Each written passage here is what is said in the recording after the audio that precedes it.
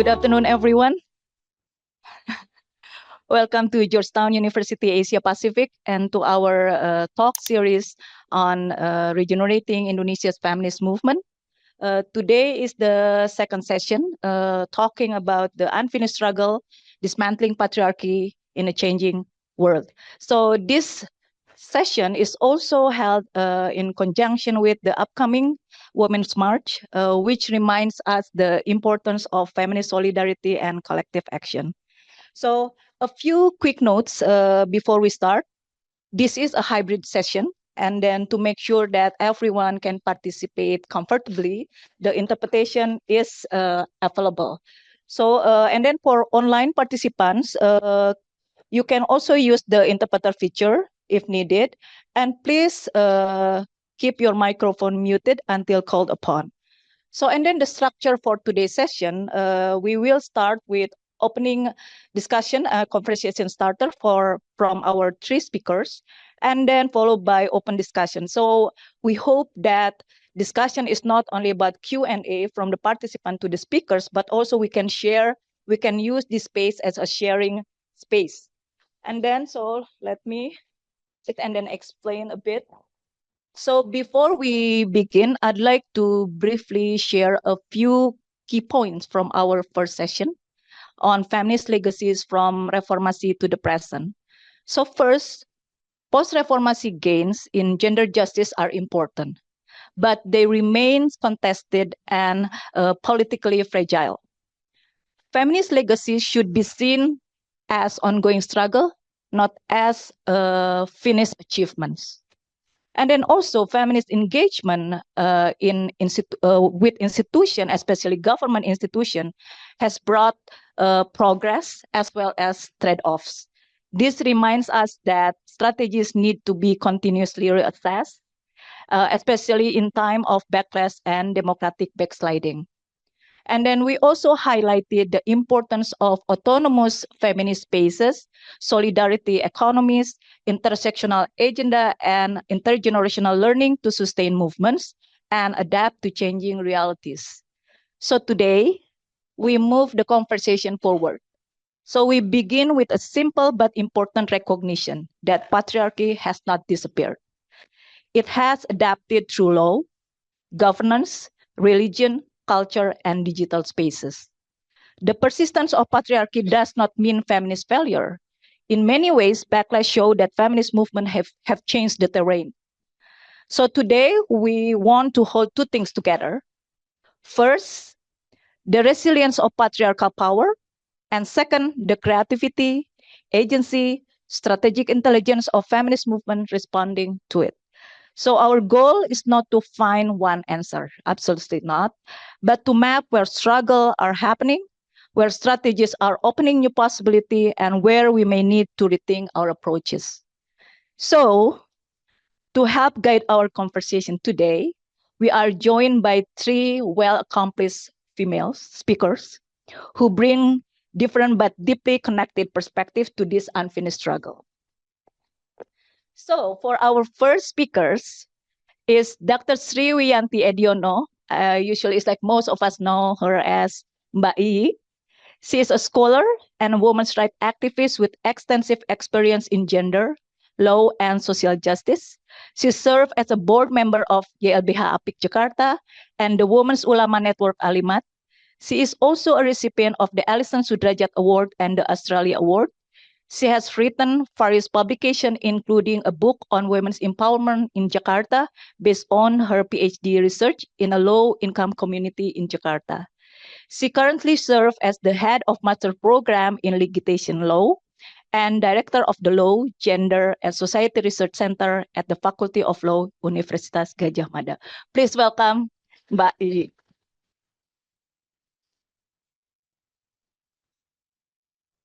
And then our second speaker, probably some of us know, or most of us know, she is Ms. Kalis Mardiasi. She is a writer and a young Muslim activist, widely known as one of Indonesia's prominent feminist voices in digital spaces, with more than 200,000 followers. She has published several books on Muslim feminism, including her latest book, 15 Questions Women Ask Before Marriage. She has received several awards for her work on gender justice, including the Women's in SDGs Action Award 2025. She is also a member of Pengurus Besar Nahdlatul Ulama and runs an independent bookstore in Yogyakarta. Please welcome Ms. Kalis Mardiasi.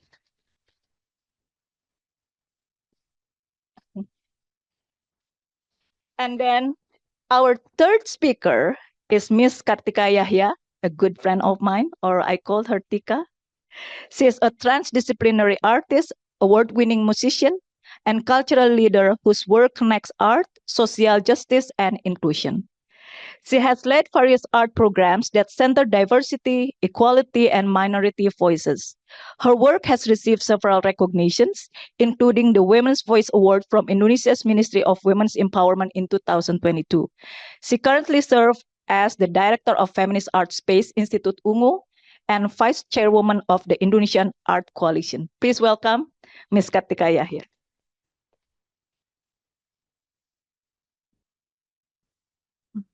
Hello.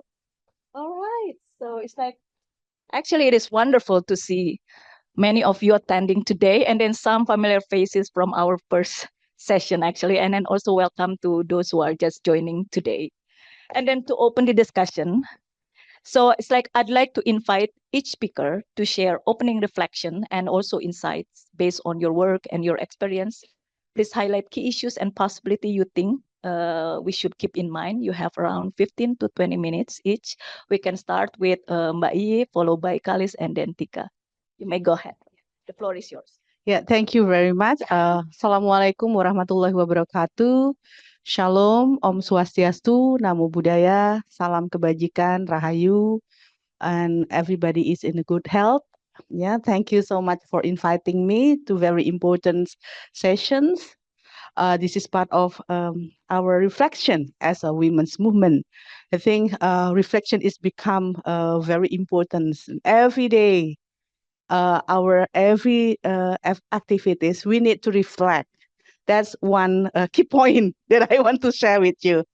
Because of that, I want to reflect my own my own activisms, yeah, as what we call that as the advocacy, legal reforms, and also now as a lecturer for law and gender.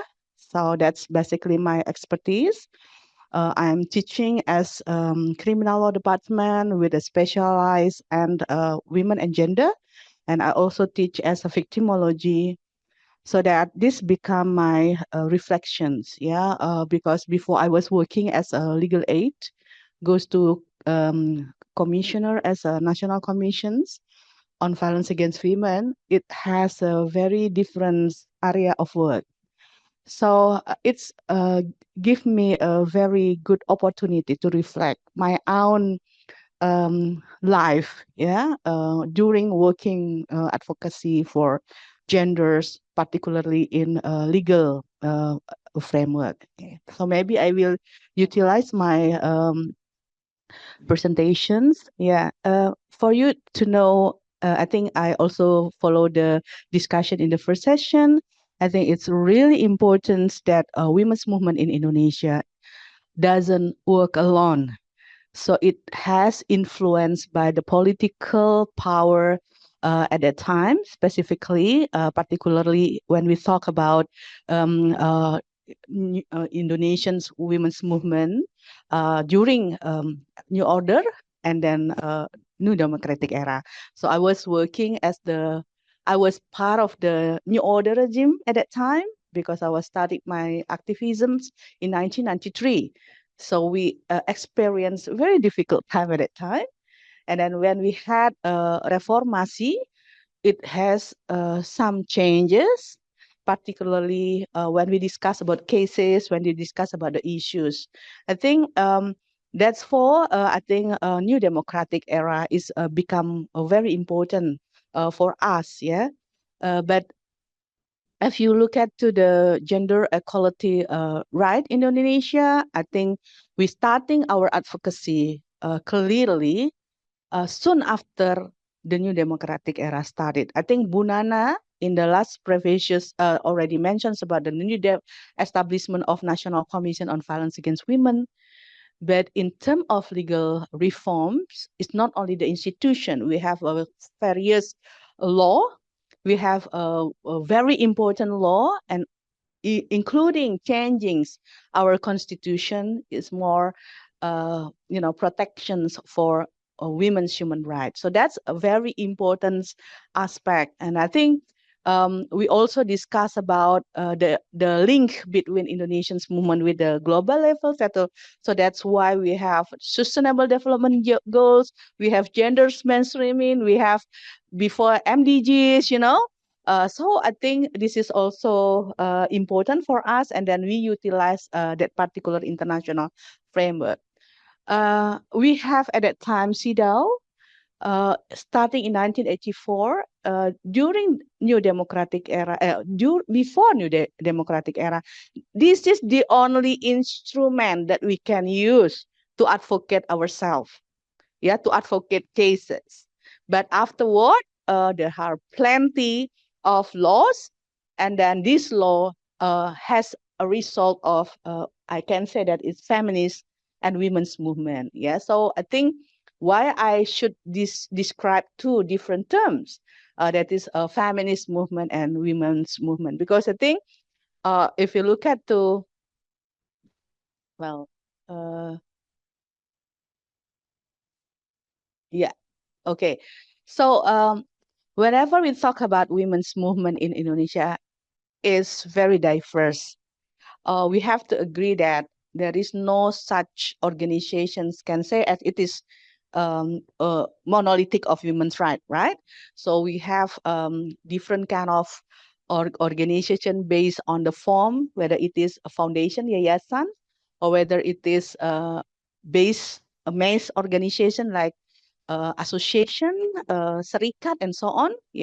And we also have a different organization based on their ideology. The ideologies are very different. I think if you look at the Susan Blackburn categorize, she make a very simple classifications that is non ideological, non-feminist, and feminist movement. But I think I'm so sorry. Would you mind to go back to my previous one? Yeah, this one. Okay, I will let you know if I want to change it. Okay, thank you. So we have a very diverse genders women's movement. I can say that it's my own research. There is different ideology, and then also different status of the organizations, and then even different kind of form, such as religions and non-religions organizations. So we have to see this as the diversity, as the strength, but in the same times there is a challenge to do collaborations, because in my experiences, this collaboration sometimes very fragile, but in certain time it's become very stronger. So it depends on what kind of issues we brought together in terms of the legal advocacy. Okay, next. So before the new democratic era, the scope of women's organization is very limited. There was only about those who are working as development with the developmentalisms, and then campaigns. There was no such advocacy because it was very dangerous to do so. Many organizations starting to do developments to raise the issues. But after the new democratic era, there were also victim services, but they're very limited. I could find only a certain kind of organization, LBH APIK, and then Rifka Anissa in Yogyakarta, and then LBH APIK starting to develop in the different provinces, but it's very slow, small number before the new democratic era. But after the new democratic era, the variety of organizations starting to build new organizations, it grows. Advocacy become the centers, victim services more and more. We have more than 400 units now, government and non-governments. Campaigns and awareness become very strong. And then education still over there, and community organizing is a lot, but not too many. Yeah. And then charity, philanthropy still continues. And then the organization who's starting to institutionalize kind of like assisting the government, assisting NGOs to strengthen their institutional capacity. So that's also the scope of women's non-government organization. Next. And the issue become more and more. I think when I was starting my activisms as the feminist activist in 1993, at that time I was so young as the students, yeah, we discussed only a few issues. We're starting to discuss about economic rights, women's economic rights, but it's very early, yeah, not too deep, but we talk about the freedom of expressions, because at that time the challenging is to speak, to do, to talk, to gather, yeah. But now if you look at the issues of women's movement in Indonesia, it's so broad.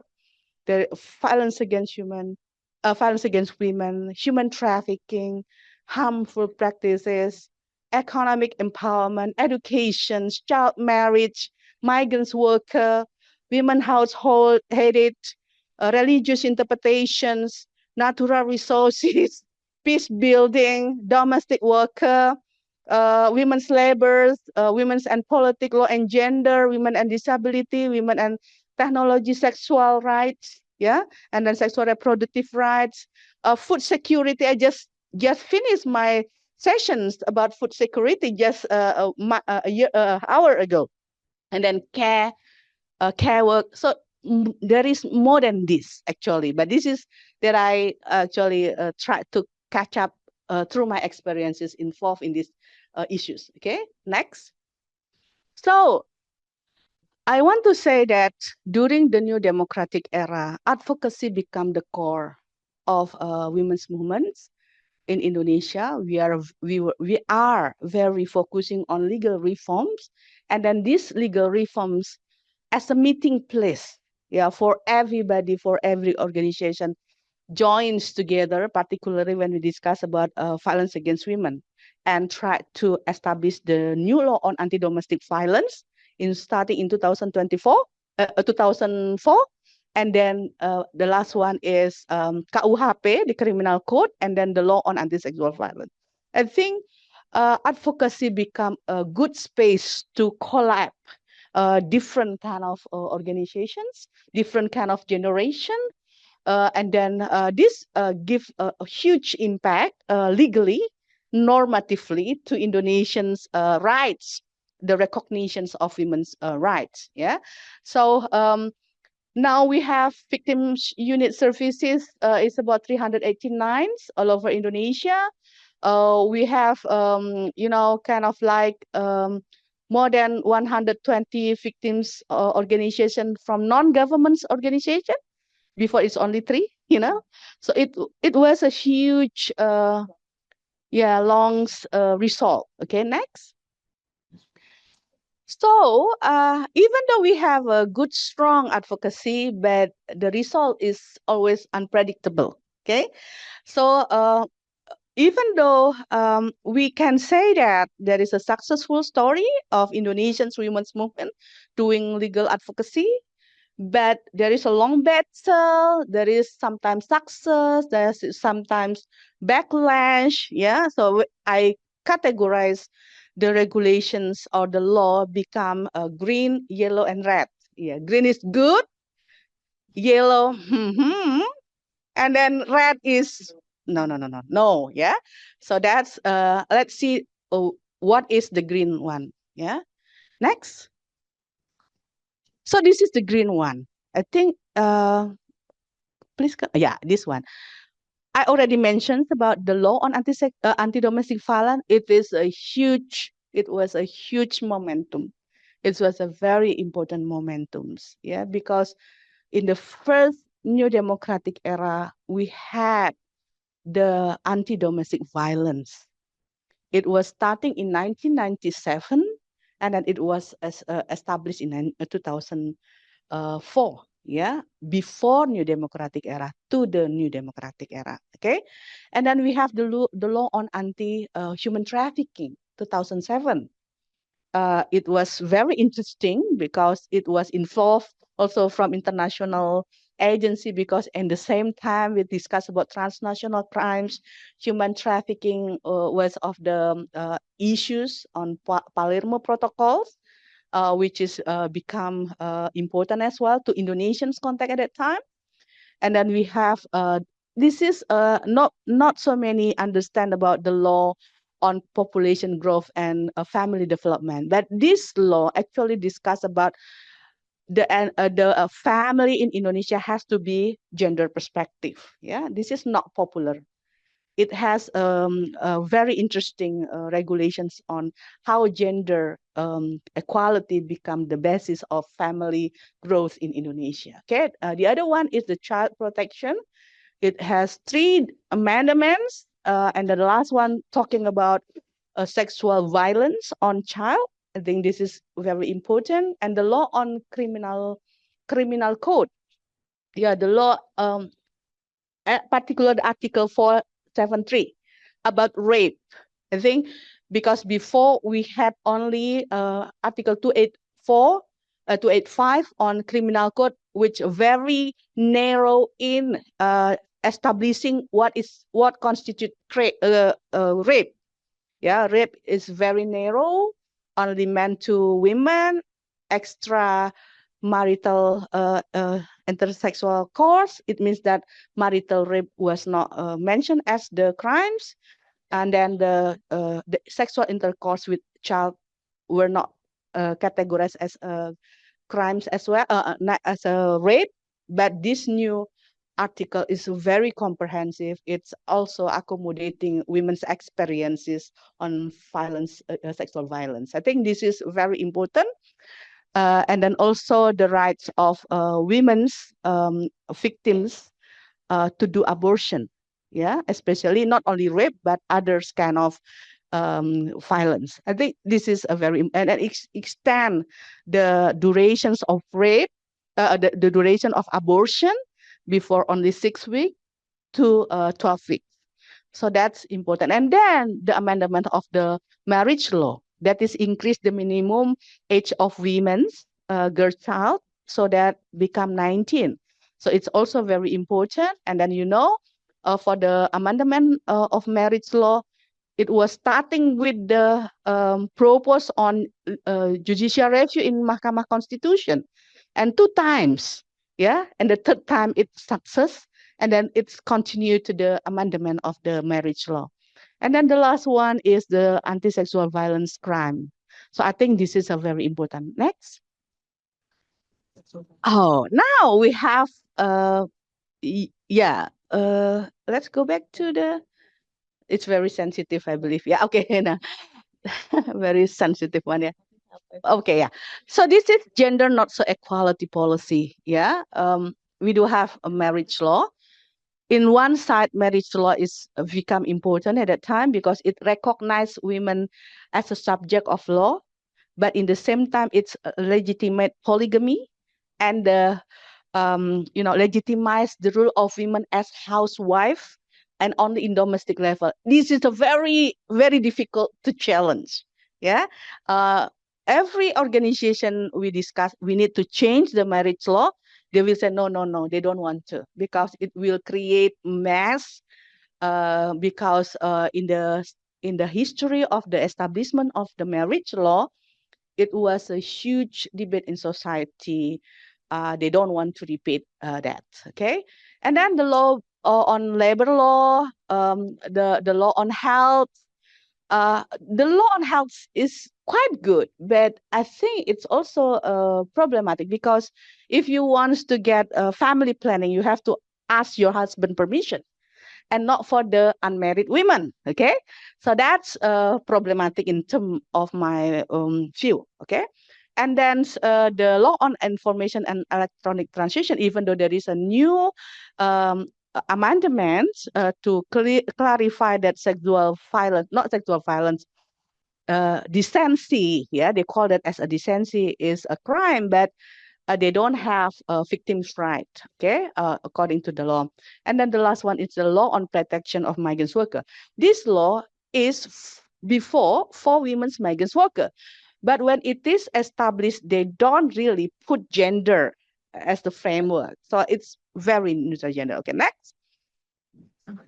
So this is the law on gender inequality. Let's go back to the last, yeah, okay. So we have law on pornography. I think those who are not become a feminist in 2008, you may read the story about how problematic was the bill on anti-pornography. Yeah, it was a huge debate in society. Every pro and cons went to the rally.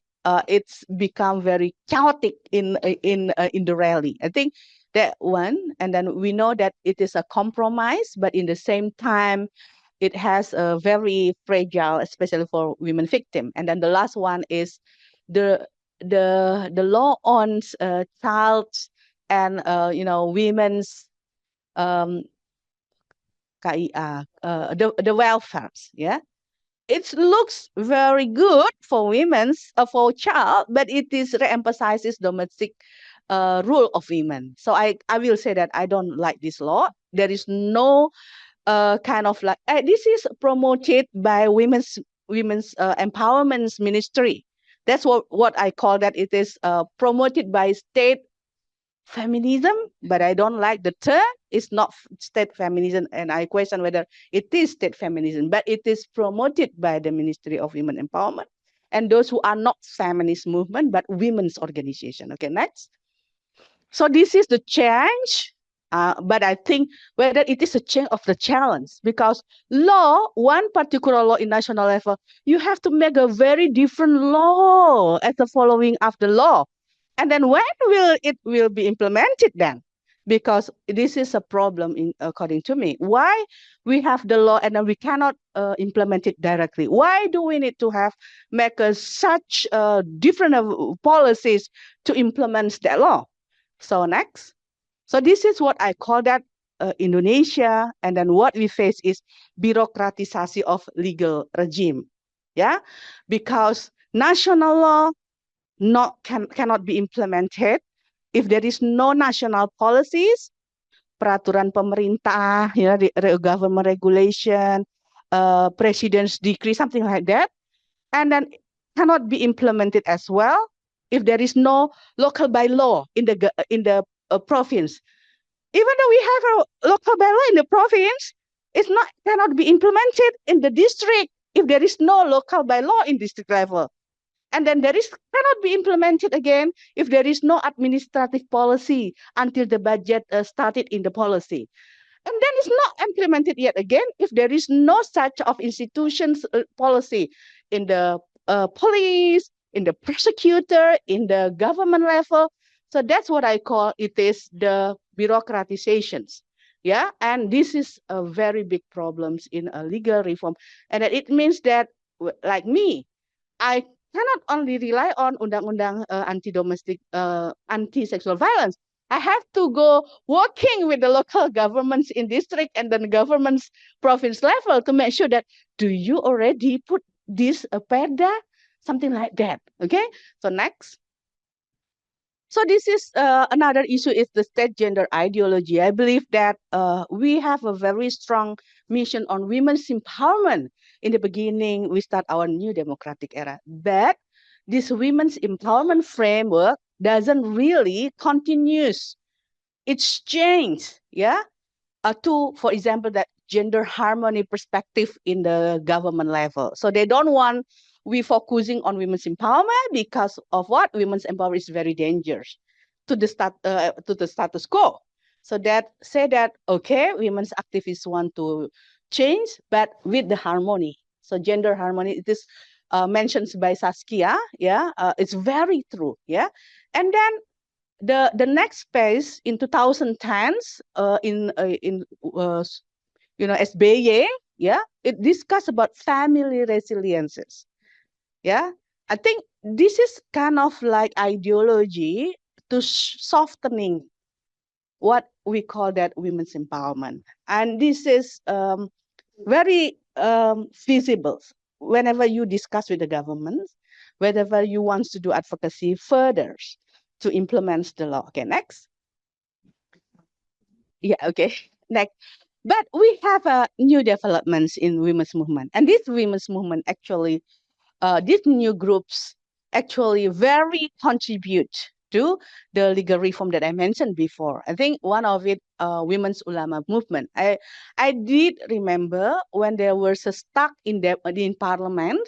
They didn't want to discuss about the anti-sexual violence at the government as well. So the women's ulama starting talking with them, and then it's open the space to open the discussions. And I think this made it smooth because they come from the religious interpretation with gender equality, right? So this is important for the parliaments to grab the ideas. So they feel like, okay, we okay to talk about anti-sexual violence because it is actually in conformity with religious, that is Muslim. Okay, next. So this is the women's academic movement. I think another very important aspect in women's movement in Indonesia, there is no such of separation between women activists and women's NGOs. It's different if you go to the UK, US, Australia, and they say that women's movement NGO is different with women's academic. Yeah, so there is a very strong line of the distinctions. But I think in Indonesia context, it's very merged. Yeah, women's movement can be start from women's academician. Women academician can go into the NGOs. Yeah, even though it is the starting point, especially when we discuss about the anti-sexual violence in campus. Yeah, the starting to the Satgas. And I think one of the contributions of women's academician is in the advocacy of anti-sexual violence, because one of my colleagues, senior colleagues, Ibu Sulistiawati Indrianto, and also from UNPAD, Professor Eis, yeah, we are together and we can mobilize 1,000 voices of the lecturers to support anti-sexual violence. And it goes to the parliaments. Okay, next. Okay. Okay, so this is also a very new development. That's a youth and Gen Z feminist movement. Yeah, there are more voices from them, various ideas and terms, and then social media as a tool for them, and campaign gender issues with a very creative way. And then they really support advocacy policy, particularly the anti-sexual violence.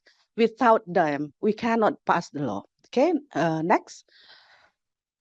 So are we moving to where? So this is my question. Because of what? It seems that I have started my activism since 1993 until now. And I believe most of you as well, like you. Like you, I met you before, right? Like Yentri and some of you. But if you look at the data on Indonesians' position on gender equality, where we are, because we are only after the Laos and then very low, yeah, the fourth from the bottom. So that's our position. So where are we, women's movement in Indonesia? Okay, next. It's very sad when I see the data statistic in here, and then Ministry of Women's Empowerment, Ministry of Bappenas, the planning, and then the statistics say we are improve, okay, but only how many percentage every. So that's sad story, and that's why we have to reflect next. Yeah. So are we moving to where? I think like we are in kind of spiral.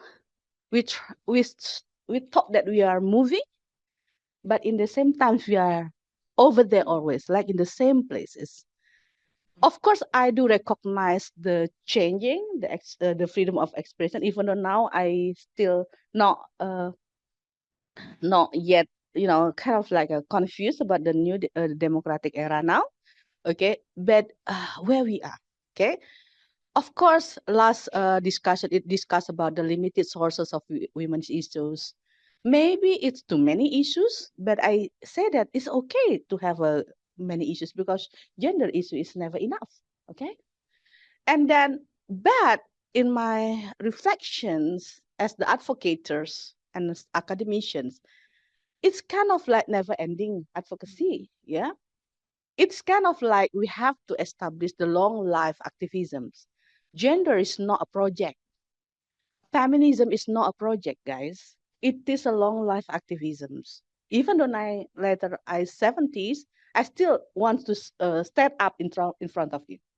Okay, because uh, and now with the very limited sources, I think we have to start to think about how do we change a society. We are working with different institutions, right? I am like a lecturer in my university. You are with your media. You are with your activism. So how do become a agency in our own institutions? Like me, for 5 years, I started to working very hard in my own university, established the SATGAS, the Task Force for Anti-Sexual Violence, established the law, the policy for anti-sexual violence. So we have to do that because if not, how do we know? Because if we only rely on the funding agency and we don't try to integrate our activisms in our own work, so it's become not long life activism. I think that's all for me because that's my own reflections and I'm very open to have a discussion. Thank you very much. Okay, please round of applause. Okay, thank you so much, Mbak Yi. And then let's move to Mbak Kalis to share the insight. Thank you. Afternoon. Okay, I'm waiting my slides. Okay, I would like to introduce myself. My name is Kalis Mardiase. I'm an author and also content creator on social media in Indonesia, talking about gender justice and Islamic feminism in Indonesia context. This is what I want to share to all of you. I want to talk about that Islamic digital media in Indonesia is mostly driven by conservative male editors and is therefore very patriarchal. For example, if you ask the media what the Islamic ruling is on Muslimah leaving the house alone, the answer given by the cleric in the media is that it is haram because women must receive protection from men in public spaces. 10 years ago, for example, my friend, a medical graduate, dropped out of her studies after reading an Islamic media article that forbade women from having jobs that involve interaction with the opposite sex. This conservative media outlet believed that interaction between the opposite sex were always driven by sexual desire, even though we know that human relationships are often dominated by non-sexual desire or the professional relationship. For example, from the doctors to the patients. And then on the other side, I think that the Muslim woman in Indonesia always questioning everything to the Islamic media, to the Islamic cleric. For example, what is Islamic ruling on wearing makeup? What is Islamic ruling on wearing high heels? What is Islamic rulings to go to the male doctors when we got pregnant? Like to think themselves and always giving their self decision to the male cleric. I don't know. And then next slide. Okay. Okay, that is the image of the book cover. Uh, that you can find in bookstores in Indonesia. In bookstores in Indonesia, the religious books about women are mostly written by men. They talk about two keywords: the sins of women and why hell loves women so much. I'm also questioning on why Muslim men's imagination about women are so limited. Why they are most of the time scaring women with sin and hell. Unfortunately, mainstream publishers like and others don't talk about this to yes, are also following conservative trends, I think. 10 years ago, my manuscript was rejected, but instead they published numerous books by artists who did hijrah or start practicing more conservative religious journey and wear the hijab. Publishers who should be the pillars of literacy actually agree with the narrative that this is how a woman should be according to the religion. Nowadays, I think the feminism literature books in Indonesia, most of them are published by independent publisher. Most of them are published in Yogyakarta, my city. So proud of me. For example, from the AA Books Group, and then Semut Api Publishers, and then independent publishers, etc. Most of them based in Yogyakarta. Yeah. And then next slide. Okay. This is the Instagram posting about Muslim women in Indonesia. When we move to digital content on Instagram, we encounter the same thing also with the first and the second one. Content about the woman scenes defined by men is very common. As seen in the visual in the screen, women will go to hell because they like to wear makeup and talk about useless things. How I like to talk about useless things actually. Yeah, I'm so healed about it. And then the visuals of women are rendered faceless, usually wearing black clothes, facing away from each other. And then male content creators imagine all the Muslim women in Indonesia waiting to be picked up by them. Yeah. And then, in order to be picked up by them, we should be busy maintaining our purity, yeah, to be chosen by men. Okay, and in order to maintain our purity, they define that we should just in our home, yeah, in order to not to be seen by other men outside our home. Next slide. Okay. We move to movie industry in Indonesia. This is religious movie industry in Indonesia. Yeah. On other hand, there is a very old trend in the Indonesian film industry. All the female characters are wear hijabs, yet they have affairs with male characters. Even their own brothers-in-law. Oh my god. How terrifying. Yeah.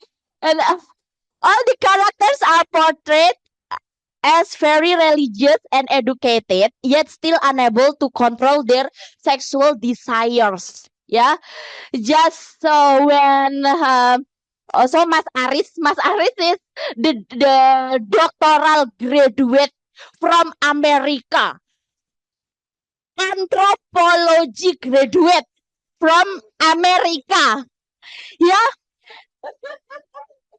and then where he saw paha. Yeah, he saw hips of their sisters-in-law. Yeah, and he got no brain and suddenly said, "Astaghfirullahaladzim," like that. Okay. What is really annoying is that in the film, it is illustrated that the male character is tempted by his sister-in-law just because he saw her not wearing a hijab. Yeah, so the scenes or the the cause from the Mas Aris don't have iman anymore it's because the women ya jadi so the victim blaming perspectives he okay all the brother never seen a woman without a hijab in this world like and the message at the end of the movie is also very misogynistic, such as being careful of the presence of other women in your house, even if it is your own sister. Actually, this is very classist also because not all family in the Indonesian family has house have house buildings so yeah actually we live in big house together okay but guys the Ipar Adalah Maut movie in the 2024 recorded a huge success with a total of more than 4 million viewers until the 14th day of screening. Yeah, this figure places the drama film in the top 10 highest grossing in Indonesia films of all the time. The same director is a same man who produces Ayat-ayat cinta bercerita. This is the first movie in Indonesia that promoting conservative turn culture or hijah culture in the midst of 2000, the years of 2000 awal, and becoming the first movie pasca reformasi that got the biggest viewers in Indonesian movie also. Yeah, so very magical, yeah. Okay. So what I did was write a book about gender justice in Islam, especially in the Indonesian context. In my writing, I encourage other Muslim women to be critical when listening to sermons by male clerics. Once a male cleric said that the eyebrows of women who wear the veil arouse lust. Yeah, the eyebrows of women bring sexual desire to him. Yeah, oh my God. Even if you wear the veil and there is only your eyebrows are visible, it still arouses lust for him. Yeah, shouldn't men be the ones forbidden from leaving the house because they can't control their own lust? And then almost 10 years ago, I decided to optimize my Instagram account. At that time, the Indonesian women's movement, feminist movement, yeah, not women's movement, was fighting to pass the anti-sexual harassment bill. She is the one who wrote the academic draft.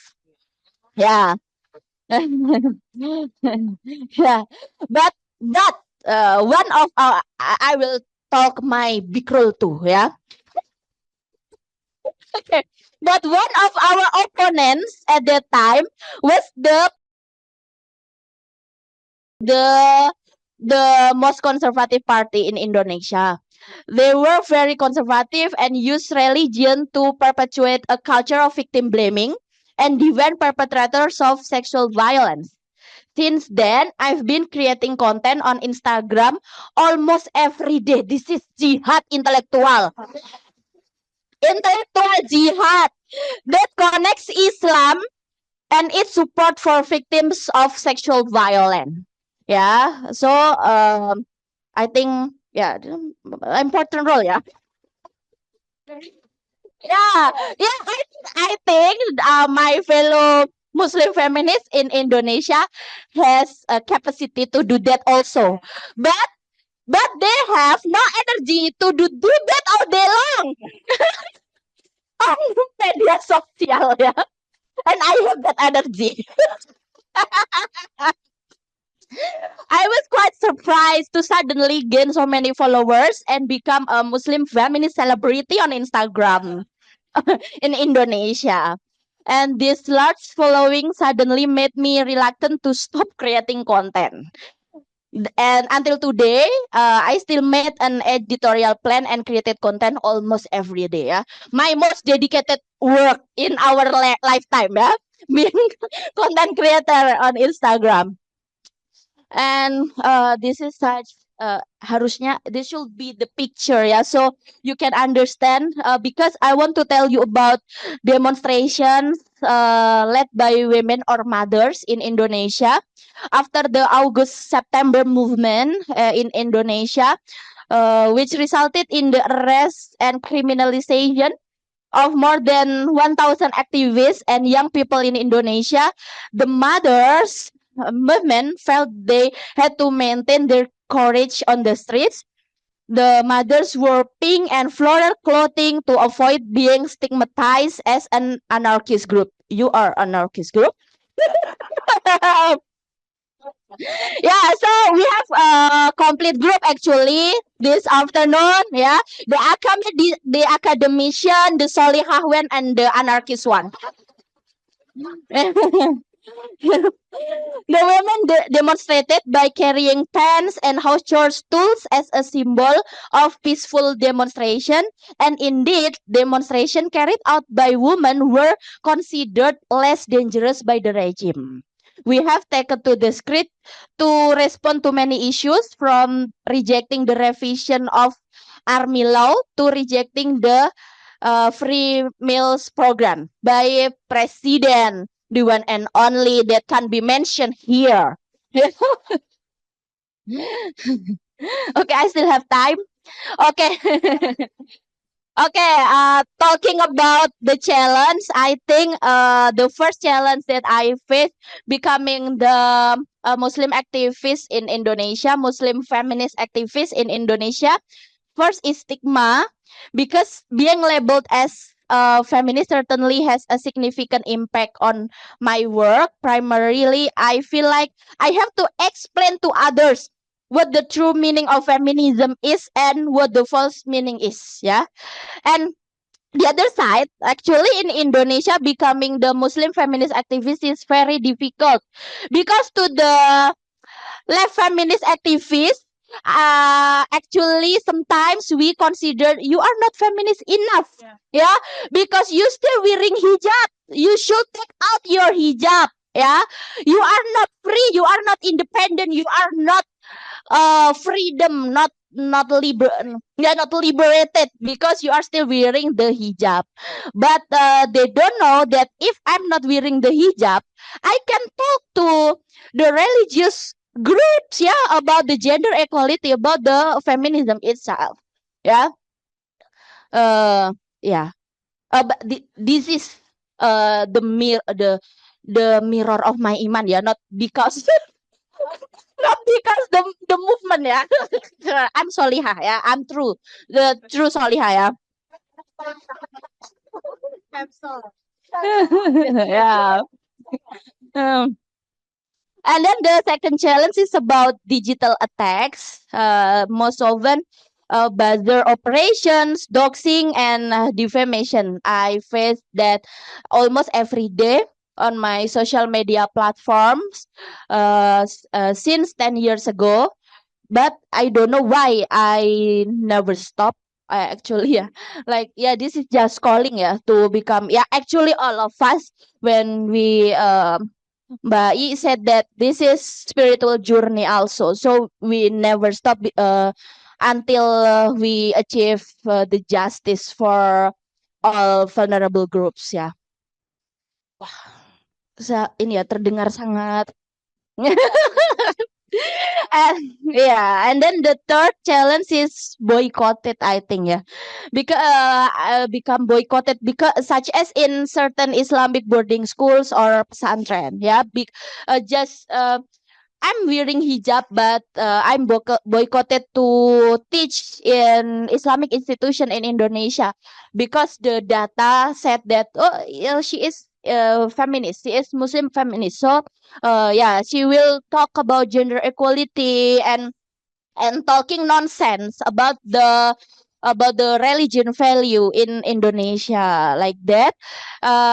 But yeah, I think when we talk about Muslim feminism in Indonesia, we are rooted from pasca Reformation. Yeah, I think start from the translation of feminist manuscripts that coming from the Muslim feminists from Morocco, from Mesir, from Iran. Yeah, like I think all Muslim feminists in Indonesia already read the Fatima Mernisi, Rifat Hasan, and then Nawal El Sadawi, yeah, Ziba Mir Husaini, and other Muslim feminists that coming from the Arab countries, and then we translated it in 1998, but the number is very little.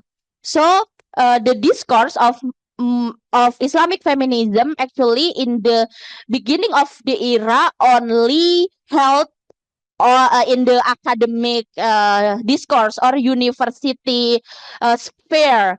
But nowadays, because of social media, we I think the feminism in Indonesia and then also Islamic feminism in Indonesia now is everywhere. Yeah, because the production of knowledge is very massive by the creator content, not only me but yeah the other friends, many friends doing that fun works actually. Yeah, the fun works, and we are becoming resilient time by time.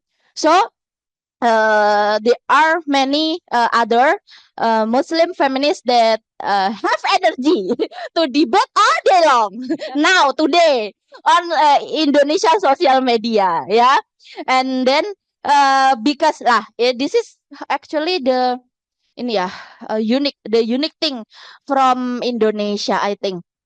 Mm, the industry the in what I talk about the industry actually is capitalist industry. Yeah, the the capitalist industry is changing. So when we talk about feminism decades ago, the industry or it will say that don't collaborate with feminist activists because they are very political. Yeah, but because nowadays the knowledge production and knowledge dissemination is changing actually, and many youths becoming more feminist, and then the advertisement or the advertisement products of the shampoo of the many other things actually involving the representation that supporting gender equality, ya. Walaupun although that are invited by the company is just Cinta Laura, Maudy Ayunda, Pevita Pierce, ya. Ya tetap aja the one who has beauty privilege, not Kalis Mardiase. Okay, that's all from me. I think. Thank you. Kalis. Okay. Lovely, lovely. Thank you so much. Now is Kartika Yahya. Oh my God. Let's give another round of applause, if we will, to our two speakers. I don't know whether I'm going to stand or sit, but I Feel think, free. yeah, I think we'll go with it. Thank you very much. I felt very much enlightened by all these presentations and very much entertained also. Uh, so let's begin my very anarchist presentation. Okay. My name is Kartika Yahya. As Tia already mentioned in the beginning, I am a transdisciplinary artist. I also lead an organization called two organizations actually. One called Bersama Project, Yayasan Bersama Project. The other one is called Institut Ungu. I always find it a little bit of a challenge when people ask me what I do, because the answer is I work in arts and culture to promote human rights and women's rights. And it's a little bit difficult for people who cannot see the connection, like what does art has to do with feminism? What does feminism need art for? So I think everyone here is probably doesn't have that confusion, because I think you guys are already quite exposed to different types of movement. But I'll begin next one by okay. We'll begin by telling you a little bit about what my organization does and a little bit of the project that I do to get rid of that confusion. So this is Bersama Project. This is a foundation that I created in 2015 that I founded with a friend of mine. And one of the projects we did, this one is called Tubuhku Otoritasku, which is a song called Tubuhku Otoritasku that I wrote. And then we turned it into a music video where we invited, I think about 30 women to the set of the video. And then they are asked to write statements on their bodies about their bodies. And one of the star of the music video is our very own Tia, actually. Yes, we can watch the video later and loop it right on her part. Okay, so this is 10 years old already. At the time, we were trying to open up this conversation about body image, body positivity and such, because we were getting a lot of that from outside of Indonesia. So the reference is very white, and I wanted to do something that's a little more grounded in what how Indonesian women sees their bodies. And then this is another project we do. It's called Superia. Superia is an abbreviation for Suara Perempuan Indonesia. And this is actually a project where we did a nationwide audition and find women from Aceh, from the dangdut industry in Pantura, single moms, trans women, women with disabilities, where we gather together for a few days workshop, and we talk about our contrasts and similarities. And the reason I think that's important is because how Indonesian women, while we face the same problems and the same enemy in patriarchy, we're so disconnected from each other. The woman in Aceh being able to be best friends with the dangdut singer from Pantura, and then going to a bar together, which was very weird, but during the workshop. But that was kind of like I see that everyone has a connection as long as we know how to see the differences and similarities between us. Okay, so that's Institute Ungu and Bersama Project. And I'll go into why I chose art as a vehicle for activism. This is my personal experience, because I discover feminism through art, not through books, not through classrooms, not through more formal education, but I discovered activism, actually, not specifically feminism, by listening to songs by Nina Simone, by listening to songs by Billie Holiday. There's a song called Strange Fruit that talks about lynching during the era of slavery in the United States, and I wanted to know more about that.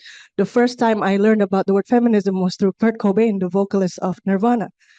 And Riot Girl. Riot Girl is a movement within the punk scene in the US, where the women reclaimed the space from the male musicians because they were feeling unsafe and they were feeling underappreciated, and they created this movement called the Riot Girl, and I connected so much with it, and I felt like that is kind of my gateway into feminism. So yeah, music, community, and collectivism. I think that joining music community, music scene, subculture is kind of how I learned to kind of organize and understand community and the importance of collectivism. So everyone has allowed to brag a little bit. I think I'll brag that those are some of the pictures I did from my stages, the time that I performed as a singer. And I think that actually calling out when you're on stage, calling out girls to the front and just letting the women be in the front and center stage of the gig is a very powerful thing, I think. So while I was born in 1980. So during the transition from the Orde Baru to Reformasi, That was like the time that I unlearned a lot of the things that I was taught growing up. I grew up quite privileged and a little sheltered, so I didn't know that what's going on outside. And kind of like when we talk about art here today, I think I'm going to be very broad in terms of like literature and the world of literature and books. I also am going to clump it together with art today. So by reading the poetry of Viji Tukul, by reading Saman by Ayu Utami, by reading Ronggeng Dukuparuk by Ahmad Tohari was how I found out what was wrong with my country and kind of reclaiming my identity, unlearning, relearning Indonesia through arts and literature, and having my journey from censorship to freedom of expression. So yeah, that's how I felt how important art is in being a gate opener for activism, at least in my own experience, which is why later on when I decided to be more active in my activism, I know that the platform I chose for it is going to be art. Why art? So I think that artistic expression is a human need. So humans have an innate need for expression. Before we learn to speak, we vocalize. Before we learn to write, we doodle, we scribble. Before we learn to do anything structured, we bang on drums, we on our like pots and pans in the kitchen. So everybody has that innate ability and need to express themselves artistically. But as we enter social conformity, as we enter society, we trade our artistic expression for a seat at the table. Of course, your identity determines how much you have to pay for this seat at the table, depending if you are coming from a place where artistic expression is frowned upon, or you're coming from a culture where it's celebrated, or if you're a woman, if you're a woman of color, and also a queer woman of color. So that really, really determines how much you pay for a seat at the table. But at some point, we kind of tell ourselves that we are not artists, that we are not expressive, that we are not allowed to be. So those who have dulled or been dulled in their capacity for artistic expressions, they will seek to find themselves mirrored in the art of others. So art is a medium I think this is important because art is a medium which people can see their experiences, their perspectives, their humanity reflected in a tangible format. So let's say you don't really you feel like your life is fine, you feel like there's no oppression or injustice around you, this is just how normal things are. And then you read 1984 or any George Orwell books and you realize you're just a cog in the corrupt machine, or that you're living in a police state. Or what I've illustrated here, this is like the fans of Didi Kempot. Do you guys know who that is? And they call themselves sad boys and sad girls because the songs are always talking about heartbreak. And these young girls and young boys go to his concert and allow themselves to cry, right, at the concert, the sad girls and the sad boys. So I think it's really interesting that outside of these, they were quite emotionally constrained, but coming into this creative space, they felt like they're allowed to cry, like literally cry. And also art functions to awaken social consciousness. Art as an entry point. Art is accessible in its form, and it's palatable in its delivery. And it opens gates that academic discourse often leaves locked. And let's talk about the movie Berbagi Suami, which talks about polygamy extensively. And Opi Andaresta, which is one of my favorite singers in the 90s, talks about being girls, talks about class. She has a song called Andai Aku Jadi Orang Kaya. It talks about all of that, but it's very entertaining and palatable at the same time. Art is also an architect of perception. So it creates these archetypes that either can be challenging to these harmful stereotypes, or they could actually cement it. And I give an example here to the archetype of the gay sidekick to the heteronormative hero that you see in movies. If you know this one, then you probably need a medical checkup right now. But I put the different generations as well: Mean Girls, Wicked, and Catatan Si Boy. But the while it is portrayed very, very good by the actor, it always puts the gay character to be the sidekick of the heterosexual hero, and they're always making a fool of themselves. They're always like not very smart, and that's the kind of stereotype that's like over and over we hear in the movies. So art can be powerful. It can also be very, very harmful. I almost actually did Ipar Adalah Maut, but I decided against it and put this on. Ipar Adalah Maut is so sexy for feminist conversations. We can go on and never stop about it. And artists also acts as a unifier.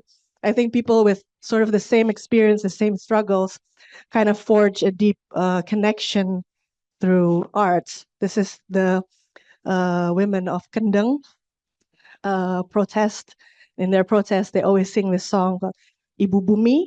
And I think that whenever that song is being sang together, it always gives me chills, and it just gives you like a sense of solidarity with them. It goes like Ibu Bumi dilarani, Ibu Bumi. Gimana? Ibu Bumi wis mari, Ibu Bumi dilarani, Ibu Bumi kang ngadili, something like that. It's and chanting it all over and over again. It becomes very, very powerful. And here's the anarchist in me, as Kali has said. Art is also a catalyst for movement. How art educates, how it also agitates, how it also drives people to organize. Homicide is a band from Bandung that talks a lot about police brutality, talks about a lot about critiques to the government. But there's also during the August of last year in the protest, we see that a lot of what's going on in the street is amplified to the public through a lot of art, and art becomes the language that can be shared in the digital media and so on, and it becomes a very powerful catalyst for the movement. So that was activism in general. So I'm going to go more specifically into art and the feminist movement. I don't like the word artivism. I think it's kind of cheesy to put the two words together, but I think it looks better on the layout rather than actually going long about it. So here we go. Artivism is powerful, but is it feminist? So artivism is a powerful tool for resistance, and we will get into later why the word tool can be problematic. Yet its production and recognition is disproportionately cis-het male-coded. As a result, political art often adopts a hypermasculine approach. Political art becomes sort of like a genre of its own.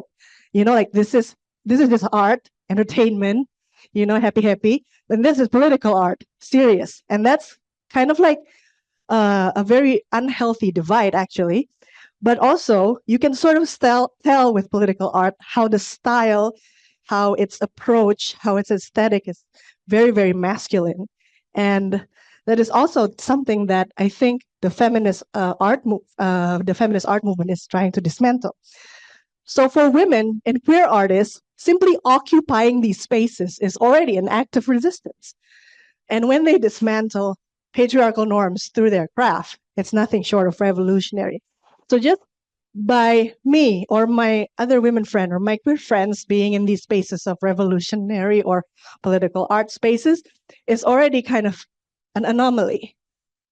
When we talk about our experiences as women in these spaces, when we fight against the patriarchy in these spaces, it becomes very magnified, very powerful at the same time, even if it's just sharing a personal experience, because nobody there is actually opening the space for that. And let's talk about how the feminist art challenges the patriarchy in these protest spaces. First, I'll talk about how, you know, because some people when they say, so okay, I wanna create art, or I already create art, I'm an artist, but how do I begin to make my art more feminist or more political? And I think there are a lot of ways from where the art that was apolitical becomes political. And it doesn't have to have a certain format or a certain template, the way we talk about how the template feels very, very masculine in the previous slides. It can be prompted from these things. For example, how feminist art challenges the patriarchy by demanding representation in their community. The right one being Kathleen Hanna from Riot Girl, the one that I already mentioned. And this one on the left is a movement in the visual arts called Guerrilla Girls. And they started a movement asking, do women have to be naked to get into the Met Museum? Less than 5% of the artists in the modern art sections are women, but 85% of the nudes are female. Because in arts, women are actually the object, not the subject of things. So this questions it within their own community, asking, where is my place in this? And if that is kind of like a concern for you, we can actually start there. We don't have to start by like, I want to change the world with my feminist voice. We can start in our own communities. If we feel like the space is not being shared with us, we can claim and reclaim it, actually. And that is already a very revolutionary act, a very feminist act. And the next part is by speaking back to power.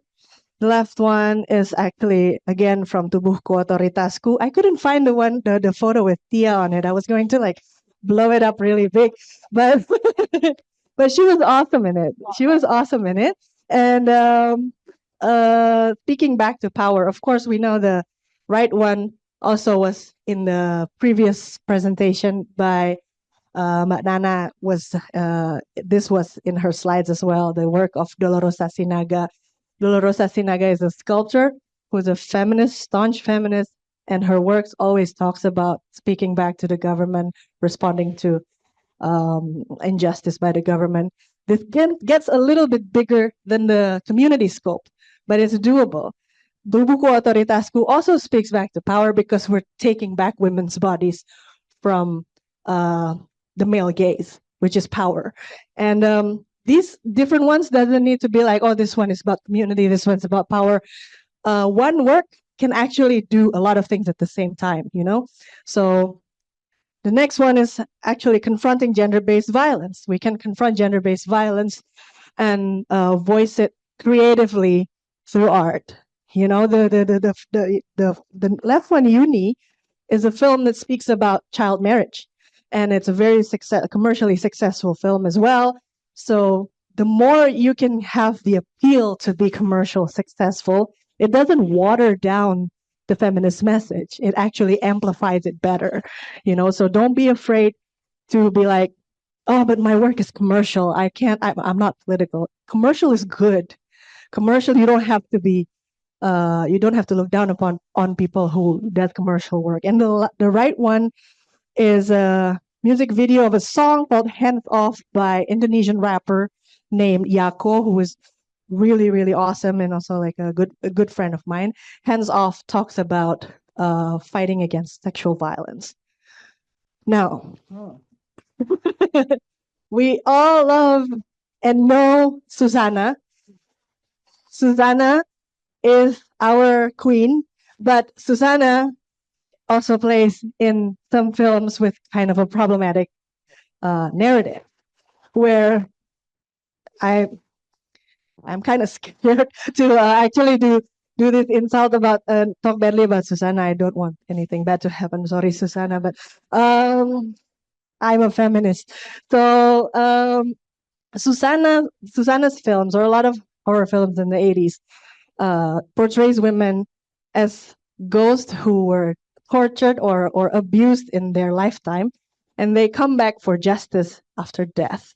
So only after death are women allowed to demand justice. And Indonesian and Malaysian and Southeast Asian mythology actually, or horror stories actually retells this type of stories all the time, where abused women dies and they come back to haunt their abusers. And this was responded and reframed through a work called Pontianak by artist Yi Ilan, who questions these sort of narrative through Pontianak. Actually, in Malaysian means kuntilanak, and and this work was shown at the Jakarta Biennale a few years back, and it was like this really big mural, really provocative mural of like a woman with their hair down like that, and it really begins this conversation about really reframing this sort of problematic stories in our culture through a feminist lens. She is an artist from Malaysia. I don't know if I mentioned that. This one is an artist from Bali. This is Citra Sasmita, and she derives her work from the Kamasan painting. Kamasan painting on the left is a very traditional form of Balinese painting, but according to Citra Sasmita, it always portrays women as either the procreator, bearing babies, or as the monstrous female, like the myth of Rangda, Calon Arang. And she tries to not really dismantle it, but kind of like look at it from her own lens, that women's bodies have agency. And the painting that she does in the style of Kamasan actually discusses that. So we can, if we've been told like some folklore, that things that are cultural, and we're told that you cannot change that, or you cannot question that because it's part of our tradition and culture. We can actually, through art, kind of enter that discussion through art by reframing it and creating a different narrative on it, and be more critical about the culture, because culture, I don't think, exists not to be touched or criticized, because it's a living, moving thing. So this is one of the examples, and I really love how Yi Ilan as well as Citra Sasmita have reframed the original without being degrading or condescending to the original text or the art form. We also, how the feminist art challenge the patriarchy, the simplest way is by storytelling, telling your story, especially if your story represents something that's deeply connected to oppression. We have with us today one of the members of the Alita Choir, Ibu Nasti. She's my guest of honor. Please hand for us. Ibu Nasti is a member of the Alita Choir, and if you don't know the Alita Choir, they are a choir consisting of political prisoners from the 1965 and the families of political prisoners, and they are very active to this day. We're actually performing this weekend, and they sing songs that were written in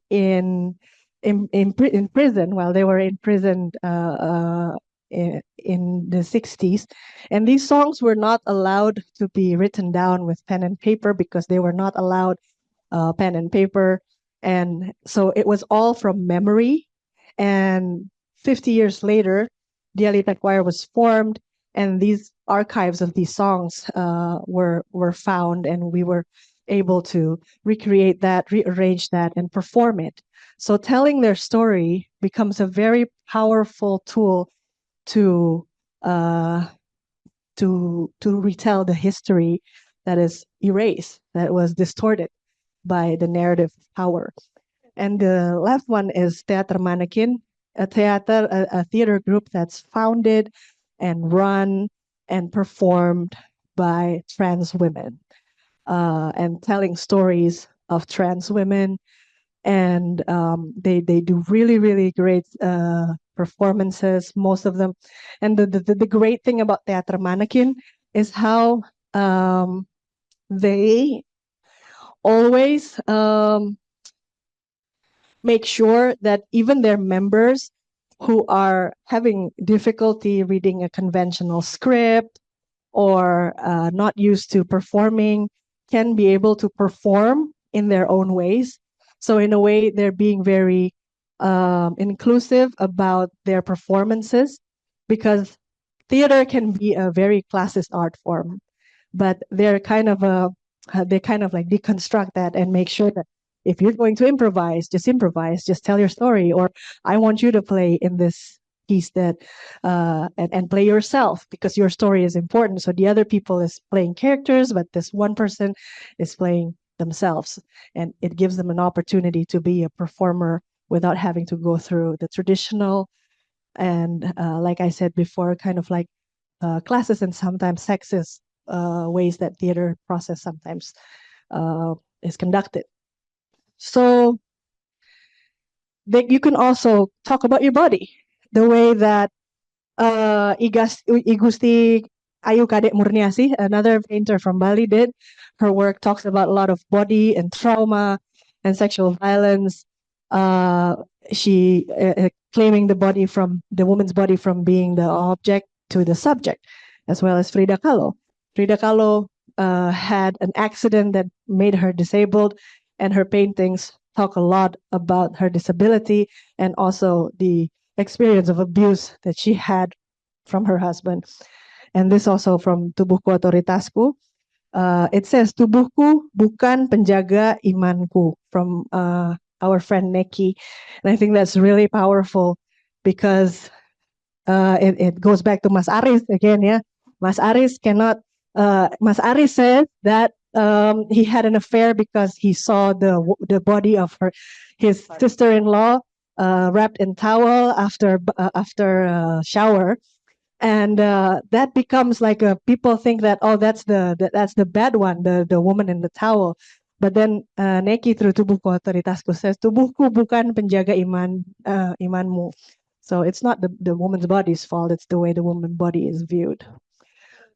So the last one is solidarity. When the other one's always mentioning about women and queer artists, this one is actually a band, a hardcore band called Negativa. Negativa is very hardcore, very existing in very male-dominated spaces, very hyper-masculine spaces, but their lyric is very, very feminist, I think. This is from one of their songs, and the lyric you can read there, ada pelecehan seks, dalam skena there's a sexual assault in the scene, and then this is about how sexual assaults, sexual harassment in the scene is being ignored in the guise of unity. So Negativa makes a critique about that, and a lot of their songs do. And because they're all male and they're all very masculine, a lot of feminists is very critical about like whether this is performative feminism or not. But I think allyship is also very important. And if you look closer, you can always tell which ones are doing it out of solidarity and which ones are doing it for clout.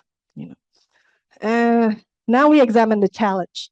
So it looks like it's really fun and like really cool until we come into the challenge. And then the challenge, I'm going to divide it into three, actually. The challenge that the feminist artivism face in society, I'm not going to go into that. We don't have time for that. That is a very long discussion on its own. The second one being the challenge that we face within the arts ecosystem and the creative industry. So just because we use art as the tool for activism doesn't mean that the art sphere is always a conducive place for feminist activism to exist. These are the challenges that I faced in my career. And one of them being structural sexism, of course. Yeah, it exists everywhere, including in the art sphere. Structural sexism prevents diverse leadership. And by leadership, by diverse, I mean not only women, but also the, other gender minorities and people with disabilities and queer representations and all of that. Because of the scarcity of the diverse leadership, meaning leadership also not meaning like they have to be a head of an organization. They can also be a producer who has agency over their work, not just hired to sing somebody else's song, or someone who leads film production, or someone who basically have agency over their work. So because the structural sexism prevents diverse leadership, bro culture tends to lead, and the art suffers from a poverty of perspective. So how women's stories are told always through men's lens. How queer stories are told is always through heterosexual lens. How disability is portrayed as always through the eyes of the abled person, and that's, I think, is a sort of like a poverty of perspective because of the lack of diverse leadership. The second one being feminist concerns are consistently pushed to the backseat as other more urgent social issues claim priority. And this happens all the time. You have a concern, someone may be a victim of sexual violence within the arts community, but then there's like, oh, we have, but maybe the art scene feels like there are more pressing issues that needs to take precedence over the women's issues. And that happens a lot also in the art communities. Problematic individuals allowed to gatekeep creative spaces by prioritizing the preservation of their legacy over the safety of the community. And this happens all the time. I was just in a conference earlier this year where we were kind of tied in this argument about whether or not a certain person was allowed to be in that conference because he has been proven to be a domestic abuser as well as a sexual predator. But his work is very, very important for quote unquote the movement, and he has a long history of being a respected artist. So that sometimes becomes a debate whether or not, like, oh, but he made great work. And for example, here I put the painting of Diego Rivera, who I talked before about Frida Kahlo being an abuse, a survivor of abuse by her husband. Her husband is Diego Rivera, but Diego Rivera makes extremely powerful paintings about socialism. He is an activist, and his paintings are very important for the movement. He is also an abuser, but his paintings or his works takes a more important level than the things that he did as an abuser as well. 2 minutes. Okay, almost there. So within the social justice movement, the challenge number 2 is actually within the social justice movement. First of all, the feminist question is deemed as distraction from the real struggle. Again, it's the same thing as before when we were asked in the art scene when structural feminist concerns are consistently pushed to the back seat. This is basically the same thing because we are fighting a very powerful beast sometimes, you know, corruption, environmental crisis, land crisis.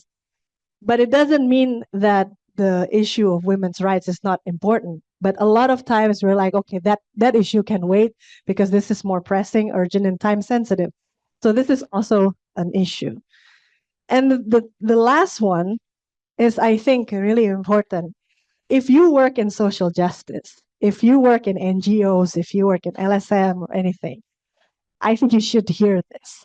Because as artists who are also activists, art is often viewed merely as a supplement, mood setter, crowd generator for quote unquote the real activism. So we are not considered as the movement itself. We are considered the accessory to the movement. And that is a loss for the movement because it fails to harness its full potential. And it often leads to the exploitation of creative labor. And how many times we hear, oh, because this is for the movement, you come here and perform for free, for example, in events that are actually have a budget, things like that, you know. And sometimes we on certain platforms, on certain forums, we are asked just to sing and not speak, you know, just to write a poetry and not have an opinion. And this is sad because it's happening in a sphere that is supposedly progressive. Okay. Last one is how to maintain an impactful and sustainable feminist artivism. I'm done, I think. I will just put this in my closing statement. Thank you so much. Thank you so much, Tika. Please give another round of applause for all these three amazing speakers today. Okay.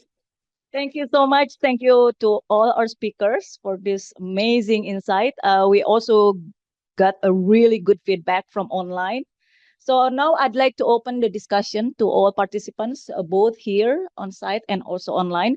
We already have 3 questions from the online, and then we will welcome 3 questions from the in the room.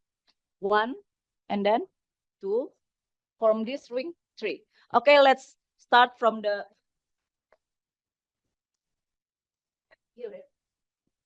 please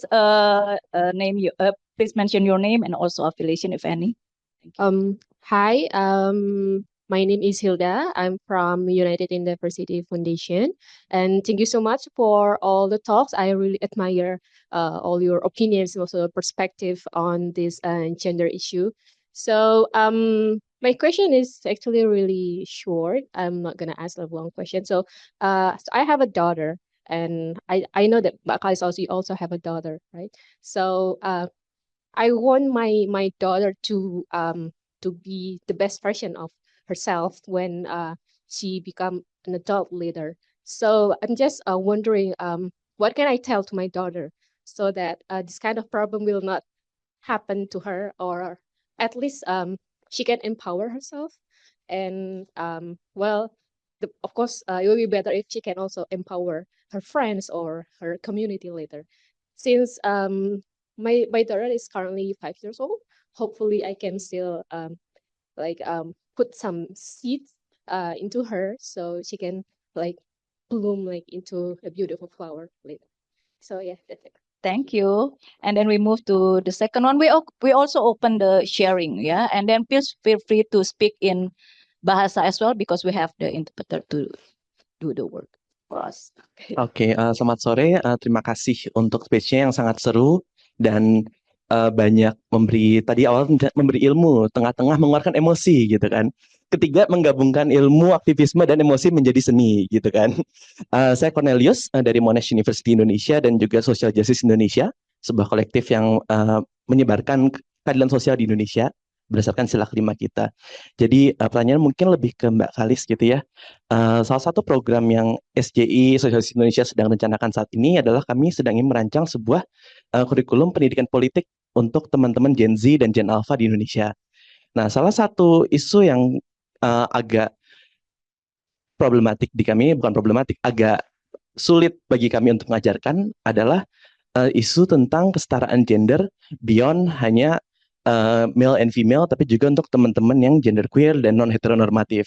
Dan itu salah satu isu yang kalau di Twitter hari-hari ini ya Mbak, kita bisa lihat memunculkan dinamika yang cukup unik, bahwa ketika kita ngomongin isu gender, kekerasan seksual dan sebagainya, general movement-nya sudah ke arah yang lebih progresif.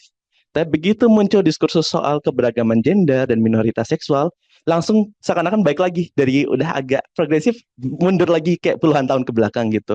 Jadi kira-kira gimana ya caranya kalau misal kita mau engaging generasi muda dalam aktivisme yang progresif, tapi progresifnya secara holistik, nggak cuma sebagian-sebagian aja. Gimana caranya kalau tadi Mbak Kalis menjembatani teman-teman yang mungkin latar belakang Islam, gimana kita menjembatani teman-teman yang mungkin sudah progresif, tapi kayak mungkin tadi di skena kultural yang lebih male coded, patriarkal, kita gimana engage mereka dalam dialognya kalau keberagaman gender dan misal minoritas seksual itu juga bagian dari feminisme at large, karena pada akhirnya semua berujung penindasan oleh patriarki dan sebagainya. Terima kasih. Oke, makasih. Next question. Ya. Oke, halo selamat sore semuanya. Nama saya Anastasia Satrio, saya seorang psikolog anak dan remaja dan juga dosen di Politeknik Bentara Citra Bangsa. Saya punya pertanyaan untuk semua panelis, tapi ini little bit sharing dulu, baru pengen bertanya. Jadi saya menghadapi klien-klien remaja, anak Jakarta, dan mereka itu perempuan-perempuan SMA yang very critical about tadi yang Mbak Kalis bilang tentang edukasi atau informasi tentang ajaran agama Islam yang mereka dapat dari sekolah maupun dari apa yang mereka lihat. dan level kritisnya anak SMA remaja itu di Jakarta mereka udah sampai yang kayak I think I want to check out from my religion deh. Kenapa? Because the religion that they taught at school or what I saw in the readings itu kayak nggak menghargai perempuan atau kok banyak kekerasan atas nama agama, mati gak yang nanya anak SMA gitu kan. Jadi kebetulan saya kenal di Jakarta di Surabaya tapi suka ke Jakarta ada Ustadz Yusuf Daud yang dia teologi, ngerti gimana jelasin, bisa bahasa Inggris. Soalnya buat anak-anak remaja Jakarta juga penting nih bisa bahasa Inggris gitu ya. Saya udah kasih tahu sih bukunya Mbak Kalis, tapi kita kayak juga butuh teks-teks penjelasan ini dalam bahasa Inggris gitu karena most of them mereka mungkin datang dari sekolah-sekolah yang mengajarkan reflective thinking dan lebih fluent dalam bahasa Inggris gitu daripada bahasa Indonesia. Pengen dengar pendapatnya rekan-rekan panelis kayak di real life, di dunia grassroots itu kita menghadapi remaja-remaja yang bukan hanya punya isu tentang self-concept loh, mereka mempertanyakan agama yang dianut keluarganya, mereka mempertanyakan keadilan sih sebenarnya, justice tuh lagi penting banget buat si Gen Z ini gitu. Jadi gimana tanggapannya dan kita bisa ngapain sih bersama sebagai masyarakat? Thank you. Okay, thank you. Now, but I will read, I think we just, because some of the question actually quite similar from the online, so we can read. So we have actually 4 questions from online. I will read one by one. So from Utari, can you tell us one of the hardest thing to face when you do your job as a woman and child activist? So any of you want to, we can share the burden to respond. And then also second question from Mars. What does a feminist society look like to you? Beyond your basic rights, how do you envision of a more equitable organization of society in terms of its structure or institution? I think Mbak Yi actually has already addressed that, but if you want to share more. And then third question from Brenda. What do you think about imperfect and or transgressive representation, this time of women in media? Maybe Tika can respond to that. Should they not be made or should they not be made or published in the first place? Or is their existence enough merit for wider discussion? And then for the last one, for Mbak Kalis, specifically to you, how can Muslim women engage effectively in policy-making institutions when these spaces remain male-dominated and gender perspective have yet to be fully incorporated into decision-making? For example, MUI. Okay, let's start. Who wants to respond to which question? Maybe you can start by. Start with, okay. So I am a woman, I am a wife, I am a mother, I am a lecturer, I like gardening, I like cooking, so I like many things. I have two biological daughters. I have 3 kind of like social daughters. So I have 5 now. So as a feminist, that's not easy, to be honest.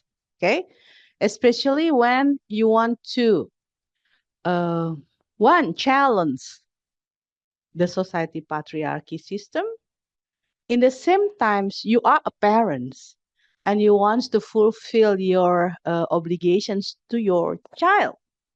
So like me, I think some of my friends knows my challenge when I had a girl child. Yeah, I want to breastfeeding them fully. Okay, so what happens to me? I have to find out sources to do so.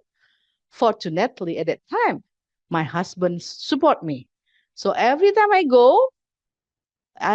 went, and he paid for any cost to me and my child to do research and then to do another jobs.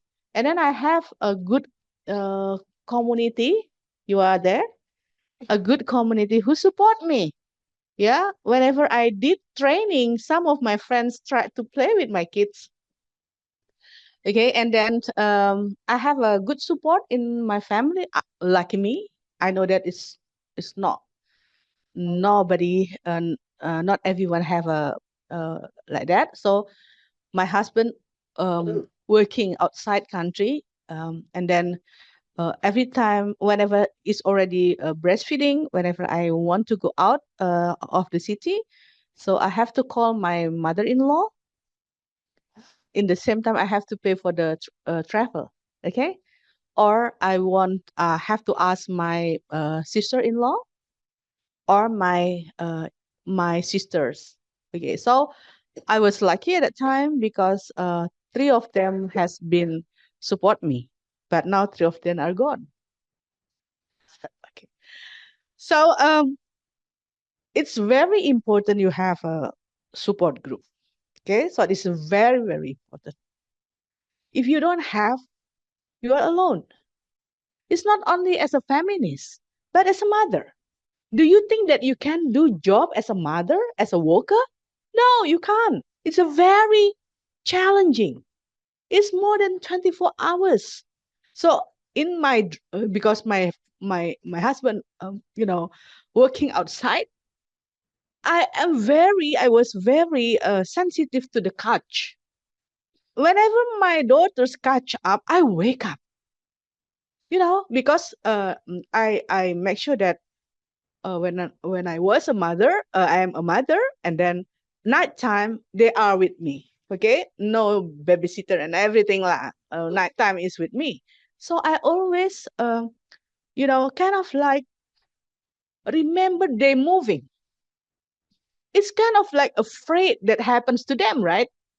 So it's very natural. But I think it's important to bring human right at home.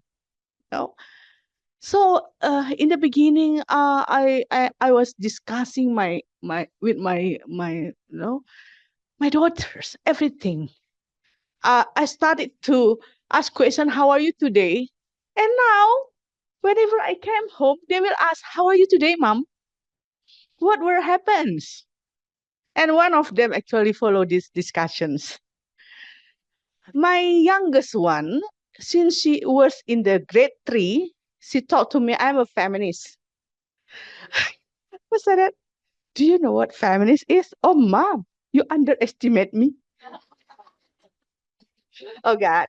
And then in grade 5, they start to talk to me. It's kind of like I was in the examination. Mom, how do you think about LGBTQI? Why do you ask me?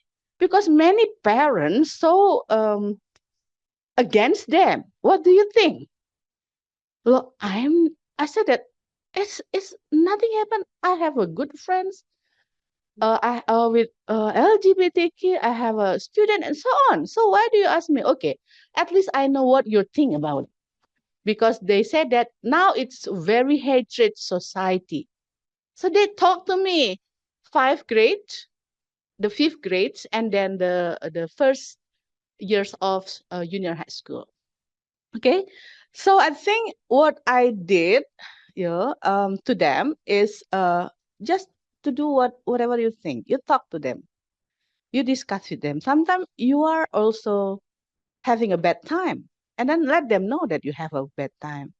But whenever you have a good time, you talk to them. You have a good time, and in return, because we never learn how to be a parent. That's our learning. Yeah, to be with them. Okay, so that's important. So I cook for them until now. It is a political for me, not only because I love them. Of course, I love them, but through the against the MBG, I do a cook for them. Yeah, even though I like going, they have already food in my freezers. Yeah, and now they can cook by themselves as well because we try to do it together. So I think it's important to bring human right at home. You cannot split yourself. I am activist outside, not in house.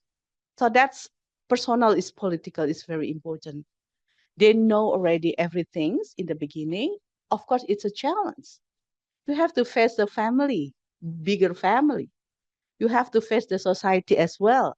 because in the third grade and the second grade, I was called by the teacher. At the first grade, yeah, I was called by the teacher because my youngest child against her friends because the friends taught them child came from the wind and the soil, something like that.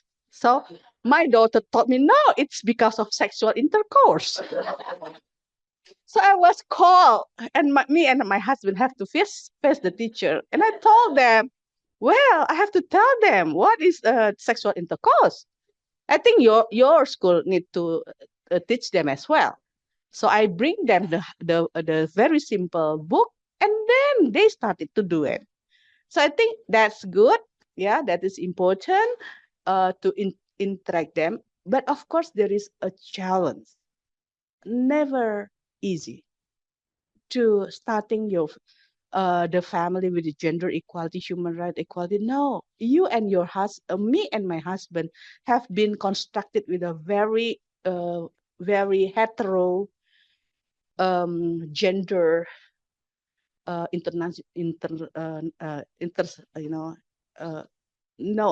internalizations very strongly. I was in the not in the pesantren, but in the primary school. I went to the school, Christian school, but afternoon I went to madrasah. A'udzubillahi minasyaitonir or something like that. But in the morning, Bapa kami yang di surga, you know. So that's kind of interesting combination that I have. And then my parents, I think why they are very strong about our education because almost all families have experienced domestic violence. And they start to talk to us. You cannot quit your job whenever you're married. So me and my husband, when he proposed me to my parents said that at the time my mom has passed away. My dad told him, you can marry her, but she keep going to continue study, cannot be quit as his job, and then you give her, freedom to do so. So I think we have to start with our family. I think it's important, but we cannot. But family is not always good. There is a different kind of family, different kind of room. I find out there is always struggle in the family because family is a power struggle over there. Family is the area for every ideology try to cope. The fundamentalisms, liberalism, and so on. They start, try to reform what family means. I think families need to reframe it as well, but it's not easy because masculinity is everywhere, including in the feminist movement. Okay, because when I start to bring my own kid, I was working in one big institution for women. Several of the senior activists say that you are a commissioner. You don't need to bring your daughters here. This is a very different environment. So I start to talk about it, and I start to do movement in that institution. I said that this is my right as a woman, and I brought my 3 months baby in the plenary meeting, and I put my baby over there. And I starting to bring my baby in every meeting. And I start to say to the Secretariat General, we have about 40 at the time, 50 staff in this, and then most of them are women with a child. And then we have to change our policy. And then we changed the policy, even though I'm not getting it. At that time, I was not getting it. I was a target of the issue. But after I no longer over there, my friend, the staff say that, but thank you. We get the opportunity of your policy. So I think that one, you have to start with your own family. You have to start within your institution. That's much very important because you have a stigma as the apa namanya, bukan penggerak tapi what we call that, perusak lah, as the pembangkang, rebel, even in the institution where you are. As a feminist, you have a stigma. You might not get the highest level in the position because you are feminist. So that's our challenge. Yeah, never easy. In your institution, it's harder. In your own family, much harder, because they are close to you. Facing your closest environment is much difficult. Thank you. Okay, thank you so much, Mbak Iyi. And then next. Okay, first question, to teach the daughter about the feminism, I think I'm going to reflect just on my journey, yeah, to become feminist, that I'm not suddenly becoming feminist. Actually, until senior high school, I'm still very conservative. I'm part of the religious organization in the school, and I'm part of the girl who support men like Mas Aris. The men who victim blaming the victims of sexual abuse, for example. But I do believe that we become feminists actually because of knowledge, and the knowledge is very powerful because it brings awareness to us, and from awareness it become political action for us. So reflecting on that journey, we need to support the knowledge for our daughter. Actually, uh, maybe I'm not fortunate enough to have high educated profile family, because my mother and my father just graduate from elementary school at that time. But now my daughter has me that will support her for books. Yeah, I'm a writer and also have bookstore. Yeah, yeah, she will fed with good books and also good friends, and I think what we can do is just facilitate her, because the awareness is coming later, because she herself has her spiritual journey herself, ya. Kita juga nggak bisa maksa without her consent, ya, biar nggak fasis, ya. Tapi tapi ketika kita yakin, ya, dia akan menemukan yang terbaik ketika we do give her choice, we do give her options, ya, dia pasti akan memilih yang terbaik. And then the second question is about, ya, ini memang diskursus yang menarik banget di Indonesia when we talk about gender equality on social media. Actually, all people support, yes, women can go to the public and work to the public places because housing is very expensive. Yeah, so having wives that are earning high income itu menguntungkan buat mereka, ya, benefit to the men. But mereka nggak bisa ngomongin tentang teman-teman queer groups gitu. Nah, sebetulnya since 10 years ago aku sudah bilang ke teman-teman queer gitu, bahwa gerakan teman-teman queer itu nggak akan bisa kemana-mana ketika kita tidak melakukan knowledge production dengan serius. I think this is the serious problem in Indonesia gitu. Terutama ketika knowledge production itu tidak coming from religious queer gitu.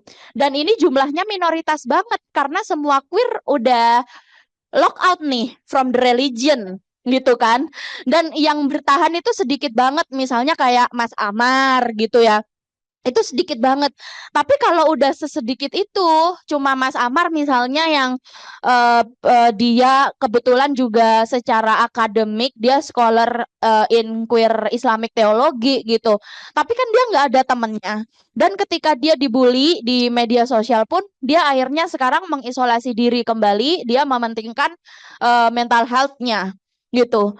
Jadi sebenarnya gini, kalau misalnya gini, ketika kita ngomong Islamic feminism di Indonesia pun itu tidak terjadi at one night sebenarnya. Kita butuh puluhan tahun juga dari tahun 98 ke 2026 untuk memberikan misalnya new reinterpretation terhadap tafsir Al-Qur'an tentang kepemimpinan laki-laki, tentang perkawinan usia anak, tentang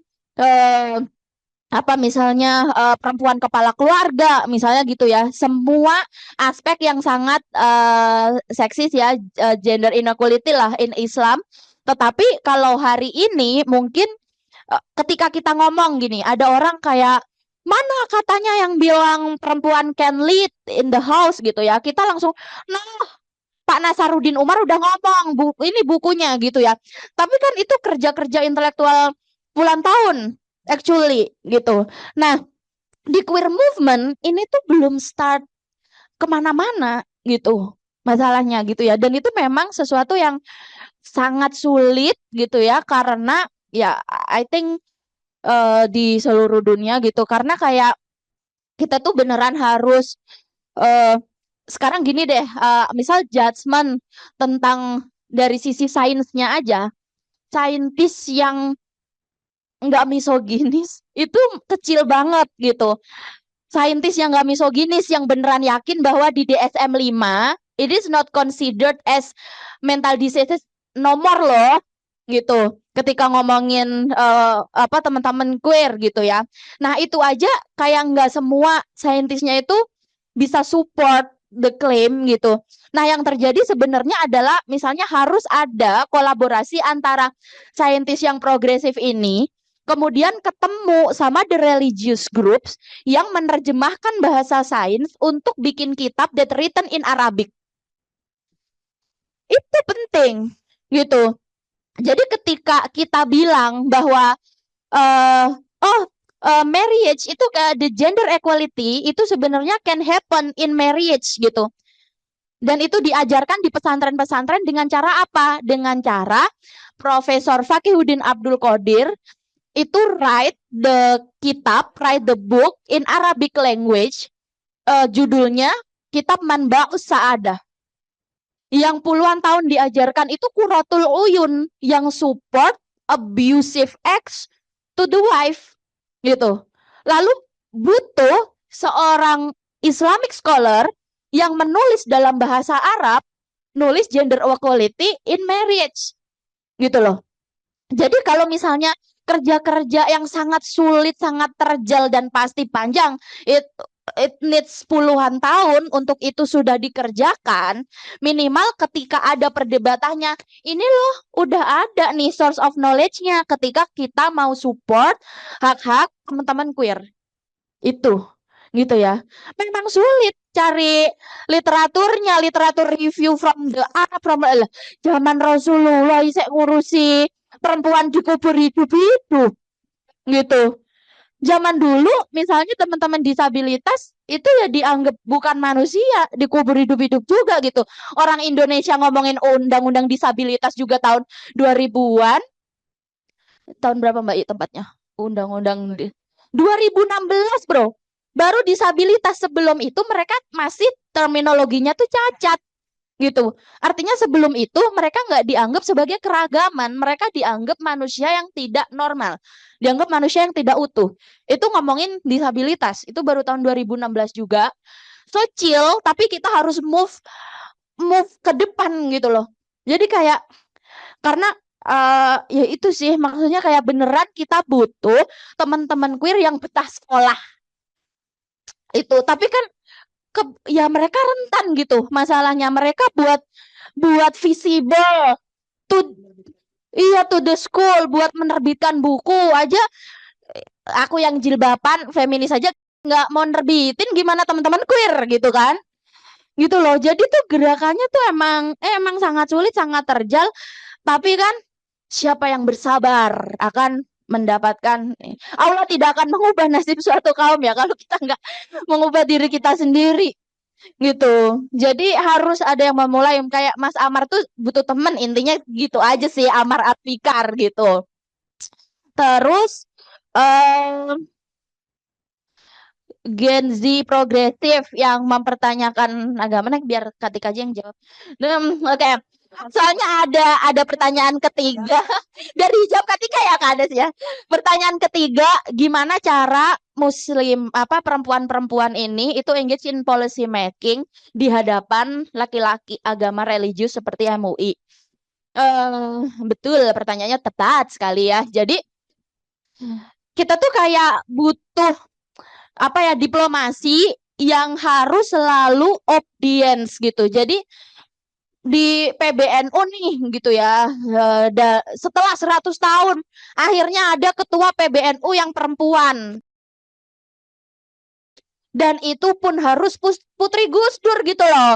Kalis Mardiasnya nggak bisa nyampe situ lah gitu.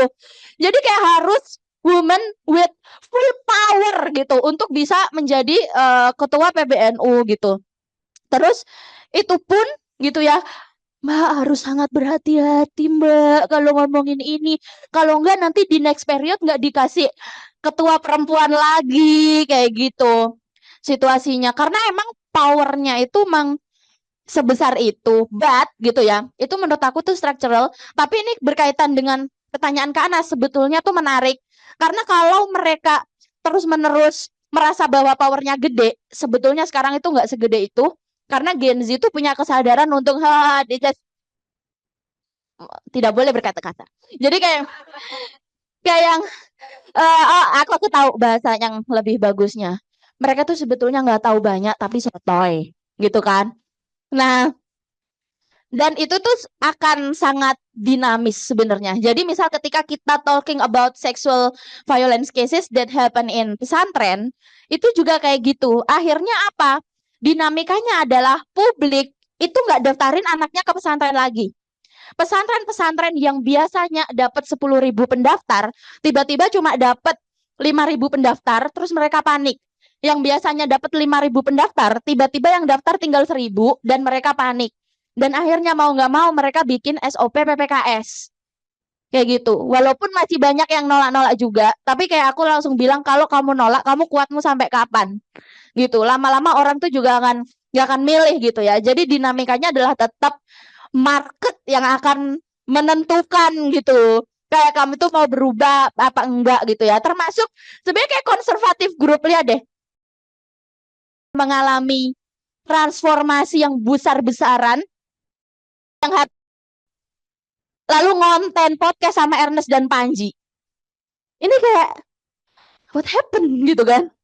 Karena marketnya udah nggak mau sama dia yang gitu. Akhirnya dia mengubah penampilan, dia mengubah cara bicara gitu ya. Dia mengubah banyak hal hanya untuk bisa adaptif in this media industri yang sekarang gitu. Jadi sekarang ya industrinya tuh bener-bener ya sosial media bisa ngeviralin lo, algoritmanya satu ngomong apa, satunya langsung jadi opini massa yang semuanya gitu ya. Jadi ya akhirnya harus adaptif gitu.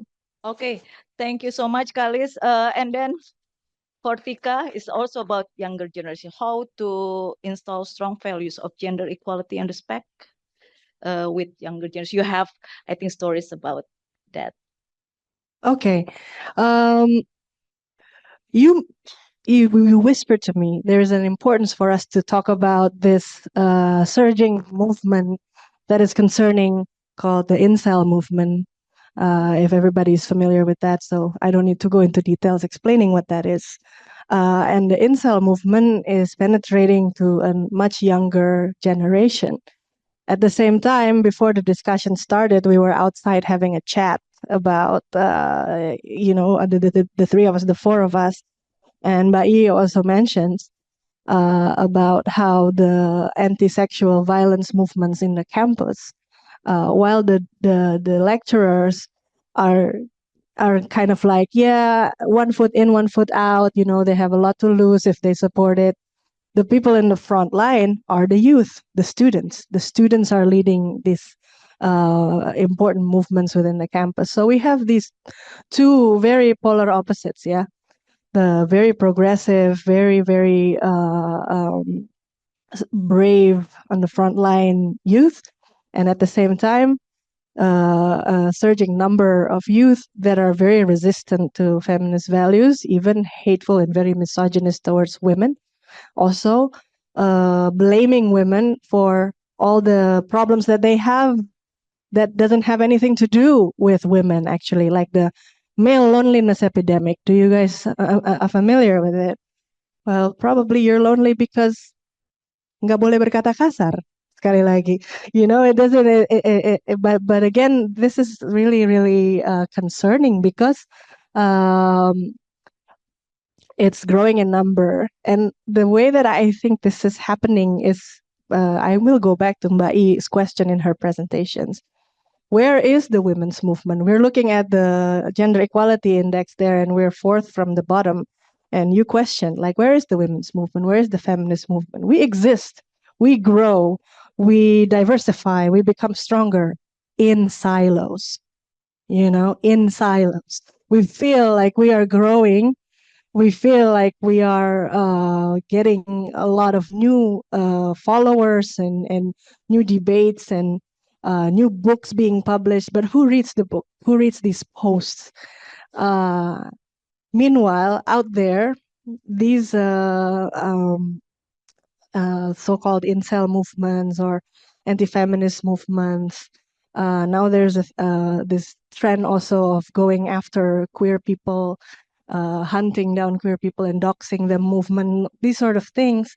They have sort of like a more public appeal compared to what it is we do.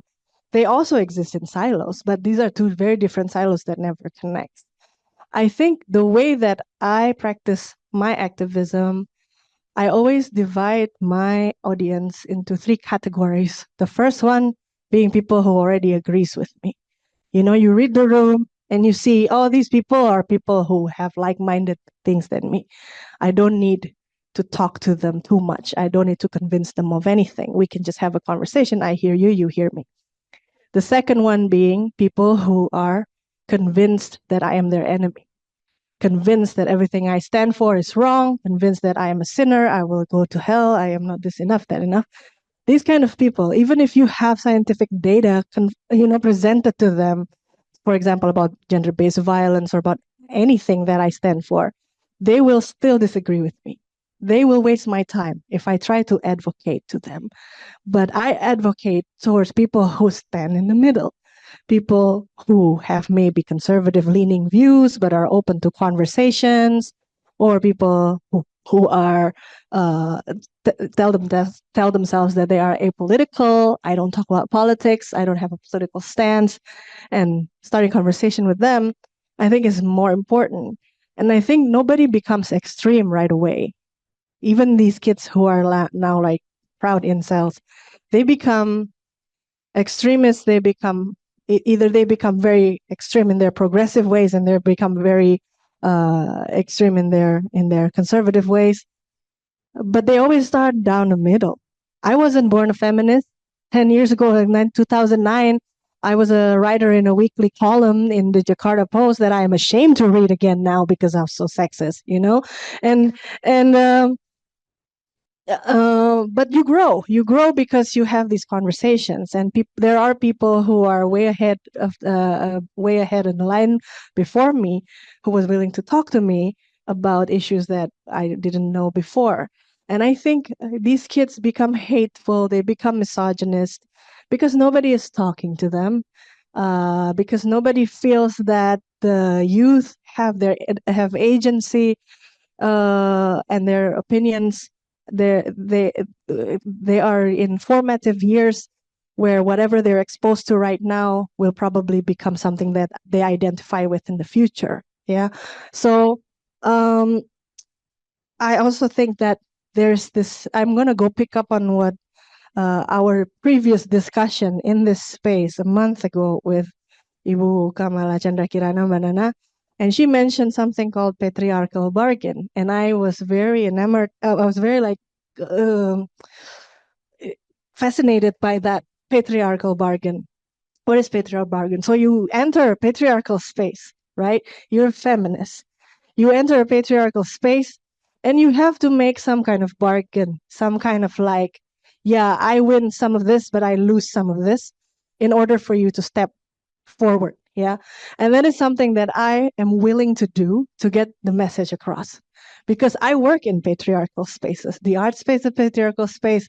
My social circle is a patriarchal space. My family is a patriarchal space. And I can go in there, guns blazing, rainbow flag in the air, and I won't get any conversations opened because I didn't do any kind of a bargain. And that doesn't mean losing yourself or watering down your points or your identity or whatever. It just means that you understand where they are and you meet them where they are. And a lot of times also you have to listen to things that makes your blood boil. Like another anecdote, like a couple months ago, I was like at this bar. Again, I've mentioned bar twice. That really tells who I am. But I was at a bar with friends, and a friend of a friend came in, and he was talking about golf, and he was saying about like, nggak seru lagi golf sekarang, caddy-nya bajunya udah nggak ketat, the caddy doesn't wear tight clothes anymore. And I knew right away what kind of person I'm sitting across from, but I decided not to debate. I want to use this opportunity as a study because I'm living in this feminist bubble where everybody around me is feminist. We don't have these kinds of conversation going on in our circles. We don't have body shaming conversations. We don't have that. So while I'm there, this is an opportunity for me to study my enemy, and and I just stood there and like, oh yeah, the caddy, yeah, blah blah blah, and he went on and on about saying all these misogynistic stuff. I hope he's not watching right now. I don't think he is, but that's how we kind of learn to check the water where we are at the moment. Like, yeah, that I think is how this is not just specifically for youth, how you instill feminist values to the youth, but also to everyone. You check the water, you meet them where they are, you speak their language. It is a patriarchal bargain, and sometimes you don't want to do that. It's irritating, but it's effective and it's a strategy, and you have to kind of do that.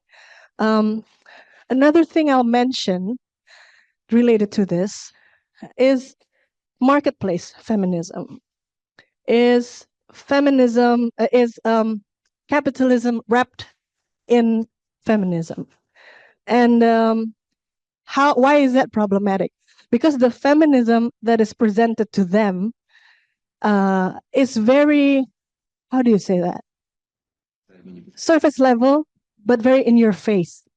And let's talk about like filmmakers maybe, or not filmmakers, but like the entertainment industry capitalizing on Pride Month, and everybody wants to release queer films, queer contents and everything. And without explaining or starting a dialogue, a respectful dialogue about the issue, they're just like throwing symbolism to people who were not exposed to these dialogues before. And they're throwing all these symbolisms, all this like in your face, same-sex marriage, blah, blah, blah, blah. And they're not ready for this conversation to be at that level yet. I'm not saying it's bad that we have representation of same-sex marriage on screen. It's a good thing if it's represented in the right way. If it's misrepresented, then it's harmful, and it does more harm than good. And who are the viewers of these things, of these products? They're young people, and that's how the resistance against feminism becomes even stronger. Is because their knowledge of what feminism is comes from the products of this marketplace feminism, of this capitalistic feminism. That is what they receive. Nobody is talking to them. Nobody is having this dialogue with them. Nobody is meeting them where they are. So, yeah, I think these two things come into consideration. You cannot be a perfect feminist, like I'm a proud feminist, also a proud Muslim. In the Muslim circle, I'm not Muslim enough. In the feminist circle, I'm too Muslim, and these things are your idea. You can't be a perfect feminist, but you start conversations and you meet people where they are and let them see you. Let them see you not as someone who is, what do you call it? Transforming yourself to please others. But which level are you? Are you showing off today? As Kalis, maybe showing off the mother side, or the author side, or the comedian side, which you are very good at anyway, actually. This is all the multifacets of Kalis, and Kalis can enter conversations in this specific circle by being funny, then be funny. And Kalis can enter this sort of circle and social setting by being an intellectual writer, then be an intellectual writer. And that is still who we are at the core, but then we open this. Yeah. Okay, thank you so much, Tika. Actually, we're running out of time because it's Ramadan, right? So it's like 6 p.m. But I would like to, we don't have any round for question, but I would like a few words for closing remarks from each speakers. Please, short, because it's like we have to respect for the superclass. Thank you. Okay, I think I want to say that we have to start a sensitive issue. We cannot hiding it, cannot avoid it. In my organizations, this is a very small in gender law and society. We can't say gender without masculinity, sexuality, three, and then we have another one that is disability, and then other different identities. So I think that's a package of knowledge that we have introduced to everybody. So that we cannot avoid it. So we have to start. Although we know that everybody might be aware, I always said to my student, if you are not comfortable with this issue, you can go out. We don't want to change yourself, but what we know as a lawyer, we have to respect to everybody because they might be your client, So that's important. Okay, so that's the first one. The second one, power of knowledge is important, and then conversations become very important, especially to starting with the sensitive issues. So I think it's okay to be tired sometimes. It's okay not not as a perfect feminist. That is fine. When I was tired, I just don't talk about it. I don't want to see it. And then when you have your own energy, and then you can start again. So that is what I said, long life activism. I think that is okay. Yeah, that is okay not to be strong every for the time. That is okay to cry. That is okay to showing your weaknesses. Yeah, and we have to put ourselves first. I think if you don't care about yourself, and then how do you care with other people? So thank you. Thank you so much. Yeah. I would like to continue. It is okay to be tired sometimes ya, karena hidup di rezim tentara nggak mudah. Ini adalah difficult times for feminist era actually, karena sistem komando selalu bertentangan dengan cara-cara bekerja perempuan dan care work yang menjadi basis etika feminis kita. Jadi collective care everywhere di grup-grup kecil, start from ourselves gitu ya, dan Justru ini waktu yang tepat untuk menghargai kolektif yang kecil gitu. Tika. I didn't have time to finish my presentation, so I'll just finish it in my closing statement. How do we create this artivism, feminist artivism, and make it sustainable? We have to embed it in everything, embed it subtly, embed it strongly, embed it in any way you want. We cannot have a movement that is separated from what the public wants to consume.